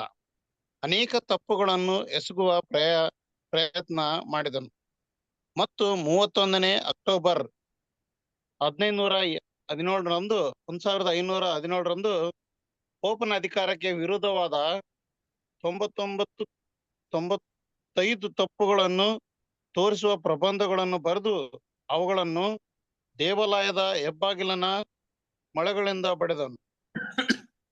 ಅವೆಲ್ಲವುಗಳು ಇಷ್ಟೇ ಇದೆ ಬ್ರದರ್. ಓಕೆ, ಒಂದ್ ನಿಮಿಷ. ಎರಡ್ ಲೈನಿಂದ ಕೆಳಗಡೆ ಓದಿ. ಅವೆಲ್ಲವುಗಳು ಅಂತಿದೆ ನೋಡಿ, ಅಲ್ಲಿಂದ ಪೋಪನ ಅಧಿಕಾರ ಅಂತ ಬಂದಿದೆ. ಪೋಪನ ಅಧಿಕಾರ ಸಿದ್ಧಾಂತಗಳನ್ನು ವಿರೋಧಿಸುವುದಾಗಿತ್ತು. ಅದರಲ್ಲಿ 27ನೇ ಪ್ರಬಂಧವು ಮಾನವನು ಅಮರತ್ವವನ್ನು ಸ್ವಾಭಾವಿಕವಾಗಿ ಹೊಂದಿರುತ್ತಾನೆ ಎಂಬುದನ್ನು ನಿರಾಕರಿಸುವುದಾಗಿತ್ತು. ಈ ಪ್ರಸ್ತಾಪಗಳನ್ನು ನಾಸ್ತಿಕತೆಯುಳ್ಳವುಗಳೆಂದು ಪೋಪ್ ಲಿಯೋ ಎಕ್ಸ್ ಎಂಬಾತನು ಕ್ರಿಸ್ತ ಶಕ 1520ರಲ್ಲಿ ತನ್ನ ಉತ್ತರದಲ್ಲಿ ಅಳೆಯಲಾಗದ ಶಬ್ದಗಳಿಂದ ಖಂಡಿಸಿ ಅವುಗಳ ಪರಿವರ್ತನೆ ಸಿದ್ಧಾಂತಗಳೆಂದು ಮಾನವನ ಅಮರತ್ವವುಳ್ಳವನು ಎಂಬ ಮಾನವನ ದುರಾಚಾರಗಳೆಂದು ನಿರಾಕರಿಸಿದನು. ಮತ್ತು ಪೋಪನು ತಾನು ಈ ಲೋಕದ ಚಕ್ರವರ್ತಿ ಮತ್ತು ಪರಲೋಕದ ಅರಸನಾಗಿದ್ದೇನೆ, ಭೂಲೋಕದಲ್ಲಿನ ದೇವರಾಗಿದ್ದೇನೆ ಎಂಬ ಹೆಗ್ಗಳಿಕೆಯನ್ನು ನೀಡಿದನು. ಮತ್ತು ಅವುಗಳನ್ನು ರೋಮಿನ ತಿಪ್ಪೆ ಗುಡ್ಡದಲ್ಲಿ ಕಂಡುಬರುವ ದೈವತ್ಕಾರದ ಶಾಸನಕ್ಕೆ ಸಂಬಂಧಿಸಿ ಅಪಾಯಗಳನ್ನು ಕಾಣಿಸ್ತಾ ಇಲ್ಲ ಓಕೆ, ಥ್ಯಾಂಕ್ ಯು ಇಲ್ಲಿ ಎಂಬುದಾಗಿ ಉಲ್ಲೇಖಿಸಿದನು. ಓಕೆ, ಕ್ರಿಸ್ತನಲ್ಲಿ ಪ್ರೀತಿಯ ಸಹೋದರರೇ, ಮುಖ್ಯವಾಗಿ ಇಲ್ಲಿ ಗಮನಿಸಬೇಕಾದಂತ ಒಂದು ವಿಷಯ. ಹಾಗಾಗಿ ದೇವ್ರ ಮಕ್ಳು ನೀವು ವಿಷಯವನ್ನ ಸ್ಟಡಿ ಮಾಡ್ರಿ. ನನ್ಗೆ ಏನಾದ್ರು ದಯವಿಟ್ಟು ಯಾರಿಗಾದ್ರೂ ನಾನು ಎಲ್ಲ ಕಳಿಸ್ತೀನಿ. ಇದಾದ್ಮೇಲೆ ನಿಮ್ಗೆ 3ನೇ ವ್ಯಾಲ್ಯೂಮ್ದ ಇವತ್ತು 4th ಚಾಪ್ಟರ್ ಬೇಕಾದ್ರೆ PDF ಕಳಿಸ್ತೇನೆ. ಇಲ್ಲಾಂದ್ರೆ ಕೇಳಿ ತಗೊಳ್ರಿ, ಅದನ್ನ ಪಡ್ಕೊಳ್ಳಿ. ಬುಕ್ಸ್ ಬೇಕಾದ್ರೆ ಬ್ರದರ್ ರಾಜು ಬ್ರದರ್ ಕಂಡಕ್ಟ್ ಮಾಡಿ, ನನಗೆ ಈ ತರ ಬುಕ್ಸ್ ಇಲ್ಲ ಅಂತ ಹೇಳಿ ಹೇಗಾದ್ರೂ ಕಲೆಕ್ಟ್ ಮಾಡ್ಬೇಕು ಅಲ್ವಾ. ನನ್ನ ಒಂದು ವಿಷಯ ಹೇಳ್ತಾ ಇದೀನಿ, ಯಾಕಂದ್ರೆ ನಮ್ಗೆ ಕೆಲವೊಂದು ಟೈಮಲ್ಲಿ ಬುಕ್ಸ್ ಗಳೆಲ್ಲ ಸಿಗ್ತಾ ಇರ್ಲಿಲ್ಲ, ಹುಡುಕ್ತಾ ಇದ್ವಿ, ನಿಧಿ ಹುಡುಕ್ತಾ ಇದೀವಿ ಇದನ್ನ. ಇವತ್ತು ನಿಮ್ಗೆಲ್ಲ ಸಿಗ್ತಾ ಇದೆ ನೋಡಿ ಈ ತರ. ನಾನು ಒಂದ್ಸರಿ ಮೈಸೂರಿಗೆಲ್ಲ ಬಂದಾಗ ನಮ್ ಬ್ರದರ್ ತಗೊಂಬಂದು ಒಬ್ಬರಿಗೆ ಬ್ಯಾಪ್ಟಿಸಮ್ ತಗೊಂಡಾದ್ಮೇಲೆ ಎಲ್ಲ ಒಂದು ಇದನ್ನ ಅವ್ರಿಗೆ ಗಿಫ್ಟ್ ಆಗಿ ಕೊಟ್ಟಿದ್ರು. ಬ್ರದರ್ಸ್ ಗಳೆಲ್ಲ ಕೊಟ್ಟರು, ನಿಮ್ಗೆಲ್ಲ ನೆನಪಿರ್ಬೇಕು. ನನಗೆ ಅಳು ಬಂದು ಬರೋ ತರ ಆಗ್ಬಿಡ್ತು. ಯಾಕಂದ್ರೆ ಇವತ್ತು ಎಷ್ಟು ಬ್ಲೆಸ್ಸಿಂಗ್ ಅಪ್ಪ ನೀವಲ್ಲ. ನಾವು ಆ ಟೈಮಲ್ಲಿ ಹುಡ್ಕಾಡಿದ್ದೀವಿ, ಈ ಬುಕ್ಸ್ ಗಳೆಲ್ಲ ಹೆಂಗ ಎಲ್ಲ ಸಿಗುತ್ತಾ, ಓದಕ್ಕಾಗ್ಬೇಕು. ನಮ್ಗೆ ಇಂಗ್ಲಿಷು ಅಷ್ಟೇ ಅರ್ಥ ಆಗ್ತಿಲ್ಲ ಅವಾಗ. ತುಂಬಾ ಅದನ್ನ ಹುಡ್ಕಕ್ಕೆ, ಅದನ್ನ ಸ್ಟಡಿ ಮಾಡಕ್ ಆಗ್ತಿರ್ಲಿಲ್ಲ. ಈ ತರ PDF ಎಲ್ಲ ಎಲ್ಲೂ ಇರ್ಲಿಲ್ಲ, ಬುಕ್ಸ್ ಗಳೇ ತುಂಬಾ ಅವಾಗಲ್ಲ. ಈಗ ಟೆಕ್ನಾಲಜಿ ನೋಡಿ ಜಾಸ್ತಿ ಆಗಿದೆ, ಎಲ್ರು ಕೂಡ ಮೊಬೈಲ್ ಅಲ್ಲಿ ಓದೋ ರೀತಿ ಬಂದಿದೆ ನೋಡಿ ಈಗ ಆ ರೀತಿ. ಆದ್ರಿಂದ ಹುಡ್ಕ್ರಿ, ಎಲ್ರು ಕೂಡ ದಯವಿಟ್ಟು ಈ 4th ವಾಲ್ಯೂಮ್ ನ ಕಲೆಕ್ಟ್ ಮಾಡ್ಕೊಳ್ಳಿ. ಆಲ್ಮೋಸ್ಟ್ ಎಲ್ಲರ ಹತ್ರ ಇರುತ್ತೆ ಅಂತ ನಾನು ಅನ್ಸ್ಕೊಳ್ತಿದ್ದೀನಿ. ಒಂದ್ ವೇಳೆ ಇಲ್ಲ ಅಂದ್ರೆ PDF ಅಲ್ಲಾದ್ರೂ ಇರುತ್ತೆ, ನಿಮ್ ಫೋನ್ ಅಲ್ಲೇ ಸಿಗುತ್ತೆ ಅದು ಈಸಿಯಾಗಿ. ಅದಾದ್ರೂ ಟ್ರೈ ಮಾಡ್ಕೊಂಡು, ಇಲ್ಲ ಏನಾದ್ರೂ ಮಾಡಿ ಅಟ್ಲೀಸ್ಟ್ ಪ್ರಿಂಟ್ ಮಾಡ್ಕೊಳ್ಳೋಣ, ಇಲ್ಲಾದ್ರೆ ಜೆರಾಕ್ಸ್ ಕೊಟ್ಟು ಎಷ್ಟಾಗುತ್ತೆ ಇಷ್ಟೆಲ್ಲ ಖರ್ಚು ಮಾಡ್ಕೊಂಡ್ ಬರ್ತೀವಿ. ದೇವ್ರ ಸತ್ಯಕ್ಕೋಸ್ಕರ ಸ್ವಲ್ಪ ಖರ್ಚು ಮಾಡೋಣ, ಆ ಬುಕ್ ಪ್ರಿಂಟ್ ಮಾಡೋಣ. ಎಷ್ಟು ಪೇಜಸ್ ಇರುತ್ತೆ? ಸುಮಾರು ಒಂದು 210 ಪೇಜಸ್ ಇದೆ, ಇಲ್ಲ 250 ಪೇಜಸ್ ಇದೆ. ನೀವ್ A4 ಸೈಜ್ ಅಲ್ಲಿ ಇದನ್ನ ಪ್ರಿಂಟ್ ಮಾಡಿದ್ರು ಒಂದು 500 ರೂಪಾಯಿ ಹೊರಗಡೆ ಆಗುತ್ತಪ್ಪ.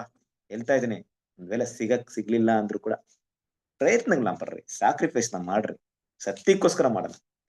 ಈ ವ್ಯಾಲ್ಯೂಮ್ ಸ್ಟಡಿ ಬಂದಾಗ ಬುಕ್ಸ್ ನ ಇಟ್ಕೊಳ್ಳಿ ಕೈಯಲ್ಲಿ, ಮಾರ್ಕ್ ಮಾಡ್ಕೊಳ್ಳಿ, ಬರ್ದಿರೋ ಹೇಳುವಂತ ವಿಷಯಗಳನ್ನ ನೋಟ್ ಮಾಡ್ಕೊಳ್ಳಿ. ನಮ್ಮ ಮೈಂಡ್ ಅಲ್ಲಿ ಅದು ಉಳ್ಕೊಳ್ಳುತ್ತೆ. ಕ್ರಿಸ್ತನ ಪ್ರೀತಿ ಸರಿ. ಏನು ಕೇಳ್ತಾ ಇದೀನಿ ಅಂದ್ರೆ, ಮತ್ತೆ ದಯವಿಟ್ಟು ಇದ್ ಮಾಡ್ಕೊಳಕ್ ಹೋಗ್ಬಿಡ್ರಿ. ಏನಕ್ಕಂದ್ರೆ ನಿಮ್ ಹತ್ರ ತುಂಬಾ ಜನ ಹತ್ರ ಇರೋಲ್ಲ, ನಾನು ಚೆನ್ನಾಗಿ ಗೊತ್ತಿದೆ, ಅದ್ರಲ್ಲೇನು ಇದಿಲ್ಲ, 2 ಮಾತಿಲ್ಲ. ಆದ್ರೆ ಹಾಗೇ ನಾವು ಮುಂದುವರಿಯೋದ್ ಬೇಡ.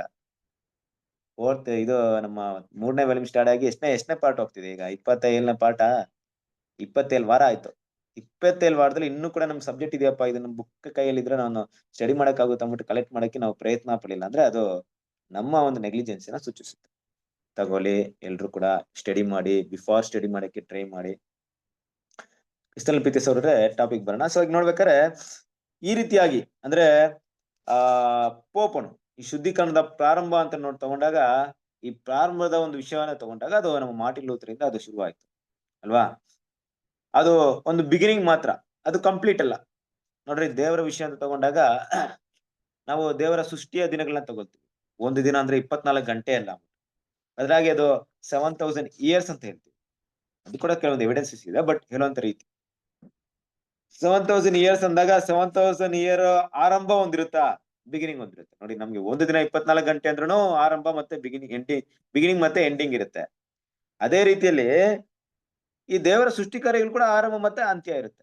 ಕರೆಕ್ಟ್ ಅಲ್ವಾ? ಅಂದ್ರೆ ದೇವರು ಯಾವುದೇ ವಿಷಯವನ್ನ ಏನ್ ಮಾಡಿದಾರೆ ಅಂದ್ರೆ ಒಂದು ಕಾಲವನ್ನು ನಿಗದಿಪಡಿಸಿದ್ದಾರೆ. ಆ ಟೈಮ್ ಅಂತ ಹೇಳಿದ ತಕ್ಷಣ ಅಲ್ಲಿ ಸ್ಟಾರ್ಟ್ ಆಯ್ತು, ಅಲ್ಲೇ ಮುಗೀತು ಅಂತ ಅರ್ಥ ತಗೊಂಬೋದು. ರಿಫಾರ್ಮೇಶನ್ ಅಂದ್ರೆ ಯೇಸು ಕ್ರಿಸ್ತನ ಬರುವಿಕೆ ಅಂದ್ರೆ ಅಲ್ಲೇ ಆಯ್ತು ಮುಗೀತು ಆ ಟಕ್. ಮತ್ತೆ ಆಂಟಿಕ್ರೈಸ್ಟ್ ನಾಶ ಆಯ್ತು ಅಂದ್ರೆ ಇವತ್ತು ನಾಶವಾಗ್ಬಿಡ್ತಾರೆ, ಹಂಗಂತಲ್ಲ. ದೇವರ ವಿಷಯಗಳನ್ನ ಅರ್ಥ ಮಾಡ್ತೀವಿ, ಅದೊಂದು ಟೈಮ್ ಪ್ರೋಸೆಸ್. ಇಲ್ಲಿ ಕೂಡ ಶುದ್ಧೀಕರಣದ ದಿನ ಅಂದ್ರೆ ಶುದ್ಧೀಕರಣದ ಸಮಯದ ಆರಂಭ ಹೊಂದಿದೆ, ಅದರ ಅಂತ್ಯ ಹೊಂದಿದೆ. ಆರಂಭ ಎಲ್ಲಿ ಶುರುವಾಯ್ತು? ಮಾರ್ಟಿನ್ ಲೂಥರ್ ಕಾಲದಲ್ಲಿ. ಈ ಮಾರ್ಟಿನ್ ಲೂಥರ್ ಬಗ್ಗೆ ನಮ್ಮೆಲ್ಲರೂ ಗೊತ್ತೇ ಇದೆ. ಸೊ ಮಾರ್ಟಿನ್ ಲೂಥರ್ ಏನ್ ಮಾಡಿದ್ರು?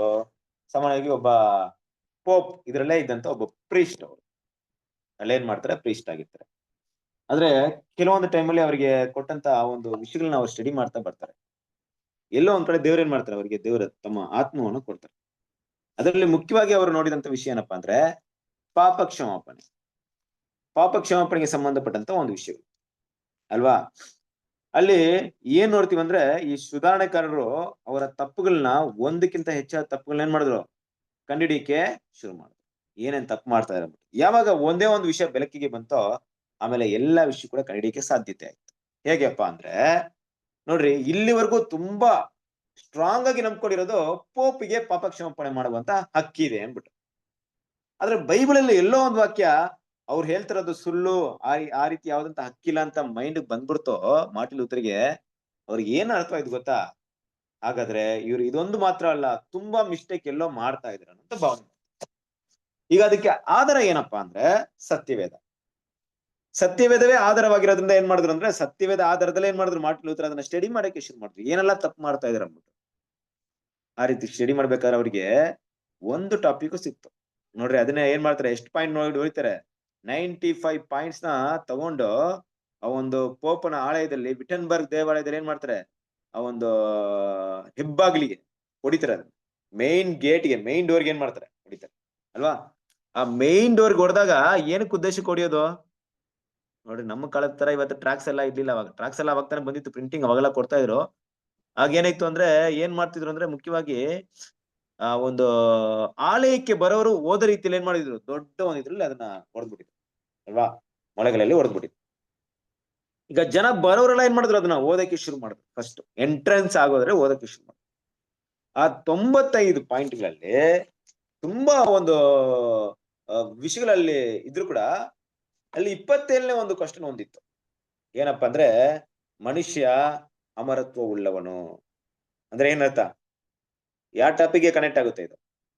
ಮನುಷ್ಯ ಅಮರತ್ವ ಉಳ್ಳವನು ಅನ್ನೋದು ನಾವು ಬೇಸಿಕ್ ಕ್ಲಾಸ್ ಅಲ್ಲಿ ಯಾವ ಸಬ್ಜೆಕ್ಟ್ಗೆ ಕನೆಕ್ಟ್ ಆಗುತ್ತೆ? ಅಂದ್ರೆ ಸಭೆ ಮನುಷ್ಯ ಅಮರತ್ವ ಒಳಂದ್ರೆ ಸಾವೇ ಇಲ್ಲ ಅಂತಲ್ಲಿ 144 ಇದಕ್ಕೆ ಓಕೆ, ಸಭೆಗೆ ಕನೆಕ್ಟ್ ಆಗುತ್ತೆ ಬ್ರದರ್. ಯಾವ್ದು ಸಭೆಗೆ ಕನೆಕ್ಟ್ ಆಗುತ್ತೆ. ಇಲ್ಲ ಬ್ರದರ್, ಓಕೆ, ತ್ರಿನಿಟಿಗೆ ಹೋಗ್ಲಿಕ್ಕೆ ಟ್ರಿನಿಟಿ ಕನೆಕ್ಟ್ ಆಗುತ್ತೆ. ಬೇರೆ ಯಾವ್ದು ಕನೆಕ್ಟ್ ಆಗುತ್ತೆ? ಅದಕ್ಕೆ ಕ್ರಿಸ್ತನಿಗೂ ಮತ್ತು ತಂದೆ ದೇವರಿಗೆ ಅವರು ಅಮರತ್ವ ಅಂದ್ರೆ ಏನು? ಸಾವಿಲ್ಲ, ಸಾವಿಲ್ಲ, ರೈಟಾ? ಸಾವಿಲ್ಲ, ಮನುಷ್ಯನಿಗೆ ಸಾವಿಲ್ಲ ಅನ್ನೋ ಟಾಪಿಕ್ ಎಲ್ಲಿ ಕನೆಕ್ಟ್ ಆಗುತ್ತೆ? 1000 ವರ್ಷ ಸಮಾಧಾನ. ಇದು ದೇವರಿಗೆ ಕನೆಕ್ಟ್ ಆಗುತ್ತೆ ಬ್ರದರ್. ಇದು ತಂದೆ Okay. ಅಮರತ್ವನ ದೇವ್ರ ಕನೆಕ್ಟ್ ಆಗುತ್ತೆ. ಆದ್ರೆ ಮಾನವನಿಗೆ ಅಮರತ್ವ ಇಲ್ಲ ಅಂತ ಟಾಪಿಕ್ ತಗೊಂಡಿದ್ರಲ್ಲ, ಅಲ್ಲಿ ಕನೆಕ್ಟ್ ಆಗುತ್ತೆ? ಏನ್ ಬ್ರದರ್ ಹೆಸರು ಹೇಳಿ? ಮಾನವನಿಗೆ ಅಮರತ್ವ, ಮಾನವನು ಅಮರತ್ವನು ಸಭೆಗೆ ಹೊಂದಿದ್ದಾನೆ ಅಂದ್ಬಿಟ್ಟು. ಸಭೆಗೆ ಹೊಂದಿದ್ದಾನೆ ಅಂತ ಹೇಳ್ತದಂತಾರ. 1000 ವರ್ಷ ಸಮಾಧಾನ ರಾಜ್ಯದಲ್ಲಿ. Okay. ಅಂದ್ರೆ ಯಾವುದನ್ನ ಸಾಯೋದಿಲ್ಲ ಅಂತ ಹೇಳ್ತಿದ್ರು ಅವರು ಬಾಬಿಲೋನ್ ಸಿಸ್ಟಮ್ ಅಲ್ಲಿ? ಆತ್ಮ ಸಾಯಲ್ಲ ಆತ್ಮ ಆತ್ಮ ವೆರಿ ಗುಡ್, ಅದು ಕರೆಕ್ಟ್ ನೋಡಿದೀನಿ, ಬಂದಿರ ಈ ಪಾಯಿಂಟ್. ಆತ್ಮ ಸಬ್ಜೆಕ್ಟ್ ಕನೆಕ್ಟ್ ಆಗುತ್ತೆ. ಅಂದ್ರೆ ಆತ್ಮ ಸಾಯಲ್ಲ, ಮನುಷ್ಯನ ಆತ್ಮ ಏನಾಗಲ್ಲ, ಸಾಯಲ್ಲ. ಸ್ವಾಭಾವಿಕವಾಗಿ ಸಾಯಲ್ಲ ಅಂದ್ರೆ ಏನು? ಅಮರತ್ವ ತಾನೆ, ಯಾವಾಗ್ಲೂ ಲೈಫ್ ಇರುತ್ತೆ.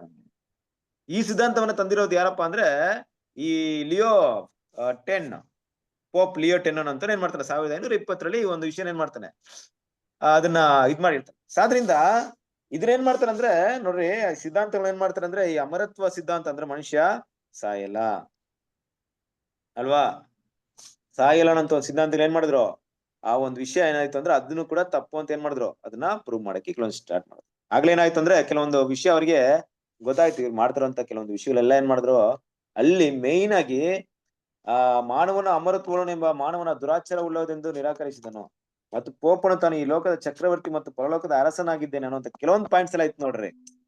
ಇದೆಲ್ಲ ಏನಾಯ್ತು ಅಂದ್ರೆ ಈ ಪಾಯಿಂಟ್ ನ ಸ್ಟಡಿ ಮಾಡ್ತಾ ಅವ್ರು ಮಾಡೋಂತ ತುಂಬಾ ಮಿಸ್ಟೇಕ್ ಏನಾಯ್ತು ಗೊತ್ತಾಗ್ಬಿಡ್ತು. ನೋಡಿ 95 ಪಾಯಿಂಟ್ ಇರುತ್ತೆ ಅಂದ್ರೆ ಎಷ್ಟು ವಿಷಯಗಳು ಇರ್ಬೋದು ಅಲ್ಲಿ ಅಲ್ವಾ, ಎಷ್ಟು ವಿಷಯಗಳು ಅಲ್ಲಿ ಏನ್ ಮಾಡಿರ್ಬೋದು, ಮಾರ್ಟಿನ್ ಲೂಥರ್ ಮಾತಾಡಿರ್ಬೋದು. ಹಾಗನ್ಬಿಟ್ಟು ಇವತ್ತು ನಾವು ಮಾತಾಡುವಂತ ಸಬ್ಜೆಕ್ಟ್ ಪೂರ್ತಿ ಏನ್ ಮಾತಾಡಿಲ್ಲ ಮಾರ್ಟಿನ್ ಲೂಥರ್, ಅವ್ರು ಮಾತಾಡಿದ್ ತುಂಬಾ ಕಡಿಮೆನೆ. ಆದ್ರೂ ಕೂಡ 95 ಮಿಸ್ಟೇಕ್ಸ್ ಅಂದ್ರೆ ತುಂಬಾ ದೊಡ್ಡ ವಿಷಯ. ನಾವು ಯಾವ ತರ ದೇವ್ರ ಚಿತ್ತವಾದ್ರೆ 95 ಮಿಸ್ಟೇಕ್ಸ್ ಬಗ್ಗೆ ಏನ್ ಮಾಡೋಣ, ನೋಡೋಣ ಏನಾಗಿದೆ ಅಲ್ವಾ. ಈ ರೀತಿಯಾದಂತ ಒಂದು ಸಿದ್ಧಾಂತಗಳನ್ನ ಯಾವಾಗ ಅವರು ತಂದಿರೋದನ್ನ ಏನ್ ಮಾಡಿದ್ರು ಅಲ್ಲಿ ಇಟ್ರೋ, ಅಲ್ಲಿ ಏನಾಯ್ತು ಅಂದ್ರೆ ಅನೇಕ ಜನರಿಗೆ ಅದರ ಒಂದು ನಾಲೆಜ್ ಬೆಳೀತು ಅಲ್ವಾ. ನೋಡಿ, ರೋಮಿನ ತಿಪ್ಪೇಗುಡದಲ್ಲಿ ಕಂಡುಬರುವ ದೈತ್ಯಕರದ ಶಾಸನಕ್ಕೆ ಸಂಬಂಧಿಸಿದ ಅಭಿಪ್ರಾಯಗಳೆಂಬುದಾಗಿ ಉಲ್ಲೇಖಿಸಿದನು. ಈ ರೀತಿಯಾಗಿ ಮಾಡಿದಂತ ಈ ವಿಷಯಗಳನ್ನೆಲ್ಲ ಏನ್ ಮಾಡಿದ್ರು, ಅದನ್ನ ಹೊರಗೆ ತರುವಂತ ಸಮಯ ಬಂತು ನೋಡ್ರಿ. ಅವಾಗ ಎಲ್ರು ಕೂಡ ಏನ್ ಮಾಡಿದ್ರು ಅಂದ್ರೆ ತುಂಬಾ ಧೈರ್ಯವಾಗಿ ಆ ಶುದ್ಧೀಕರಣ ಕೆಲಸ ಮಾಡೋದಕ್ಕೆ ಕೈ ಹಾಕ್ಬಿಟ್ರು. ಒಂದೊಂದು ಮಿಸ್ಟೇಕ್ ನ ಮಾತಾಡಿದಾಗ ಆ ಮಿಸ್ಟೇಕ್ ಯಾವ ರೀತಿ ಇತ್ತು ಅಂದ್ರೆ, ಅವ್ರು ಮಾಡ್ತಾರಂತ ತಪ್ಪು ಅಂತ ಇಷ್ಟ ದಿನ ಗೊತ್ತಿರ್ಲಿಲ್ಲ, ಕರೆಕ್ಟಾ? ತಪ್ಪು ಅಂತ ಗೊತ್ತಿರಲಿಲ್ಲ, ಆದ್ರಿಂದ ಅವ್ರು ಏನೇ ಭಯಪಡಿಸೋ ಜನ ಅದಕ್ಕೆ ವಿಧೇಯರಾಗಿದ್ರು. ಯಾವಾಗ ತಪ್ಪು ಅಂತ ಗೊತ್ತಾಯ್ತೋ ಆಗ ಅವ್ರನ್ನ ಎದುರ್ತಾ ಇರ್ಲಿಲ್ಲ. ಸಾಯಿಸ್ಬಿಡ್ತೀನಿ ನಿಮ್ಮನ್ನ, ಬೆಂಕಿ ಹಚ್ಬಿಡ್ತೀನಿ, ನಿಮ್ಮನ್ನ ಸರ್ವನಾಶ ಆಗ್ಬಿಡ್ತೀರಾ ಅಂದ್ರೂ ಕೂಡ ಭಯ ಆಗ್ತಿರ್ಲಿಲ್ಲ ಅವ್ರಿಗೆ. ಅವ್ರಿಗೆ ಗೊತ್ತಾಯ್ತು ಇವ್ರು ಮಾಡ್ತಾರದೆಲ್ಲ ಸುಳ್ಳು, ಬರೀ ಮೋಸವಾದಂತ ವಿಷಯ. ಹಾಗಾಗಿ ಏನಪ್ಪಾ ಅಂದ್ರೆ ಈ ಮಾರ್ಟಿನ್ ಲೂಥರ್ ಬಗ್ಗೆ ನಾವೇನ್ ಮಾಡೋಣ, ನೆಕ್ಸ್ಟ್ ಟೈಮ್ ಕೂಡ ತುಂಬಾ ಸ್ಟಡಿ ಮಾಡೋಣ, ಏನಪ್ಪಾ ವಿಷಯಗಳು ನಡೀತು ಅಲ್ಲಿ. ಮಾರ್ಟಿನ್ ಲೂಥರ್ ಮಾಡಿದಂತ ಕೆಲವೊಂದು ವಿಷಯಗಳ ಬಗ್ಗೆ ಏನ್ ಮಾಡ್ತಾರೆ ಬ್ರದರ್, ಇನ್ನೂ ಕೂಡ ಆ ಒಂದು ಸುಧಾರಣಾ ಚಳವಳಿ ಬಗ್ಗೆ ತುಂಬಾ ವಿಷಯಗಳನ್ನ ಬರೀತಾರೆ.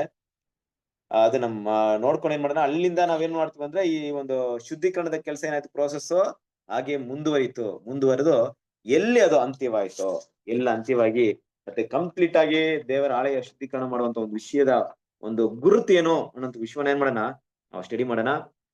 ಇನ್ನು ಕೂಡ ತುಂಬಾ ವಿಷಯಗಳಿದೆ. ನಿಮ್ಗೆ ಟೈಮ್ ತುಂಬಾ ಶಾರ್ಟ್ ಆಗಿದೆ. ಸೊ ನಿಮ್ಗೆ ಅದು ಅರ್ಥವಾಗ್ಲಿ ಅನ್ಬಿಟ್ಟು ಕೆಲವೊಂದು ವಿಷಯನ ಇವತ್ತು ನಾನು ಬ್ರೀಫ್ ಆಗಿ ಮಾಡಕ್ ಹೋದೆ. ಮುಂದಿನ ಟೈಮ್ ಆದಷ್ಟು ಶಾರ್ಟ್ ಆಗಿ ಮಾತಾಡಕ್ ಇಷ್ಟಪಡ್ತೀನಿ. ಯಾಕಂದ್ರೆ ನಾನು ಈ ರೀತಿ ತಗೊಂಡು ಹೋದಾಗ ನಿಮ್ಗೆ ಖಂಡಿತವಾಗ್ಲೂ ಮುಗ್ಸಕ್ಕೆ ವರ್ಷಾನುಗಟ್ಲೆ ಆಗ್ಬಿಡುತ್ತೆ. ಶಾರ್ಟ್ ಮಾಡ್ತೀನಿ ಕೆಲವೊಂದು ಟಾಪಿಕ್ ನ ಶಾರ್ಟ್ ಮಾಡಿ ಏನ್ ಮಾಡ್ತೀನಿ, ಮುಖ್ಯವಾಗಿ ಬೇಕಾಗಿರುವಂತ ವಿಷಯ ಮಾತ್ರ ಮಾತಾಡ್ಕೊಂಡು ನಾವು ಆದಷ್ಟು ಬೇಗ ಅದನ್ನ ಮುಗ್ಸಕ್ಕೆ ಪ್ರಯತ್ನ. ಸೊ ದೇವ್ರ ಈ ವಿಷಯಗಳನ್ನ ಆಶೀರ್ವದಿಸಲಿ. ಆಮೇಲೆ ಓಕೆ,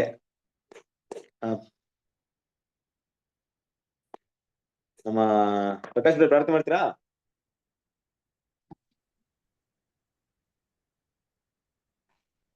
ಪ್ರಕಾಶ್ ಬ್ರದರ್ ಹಾ ಬ್ರದರ್.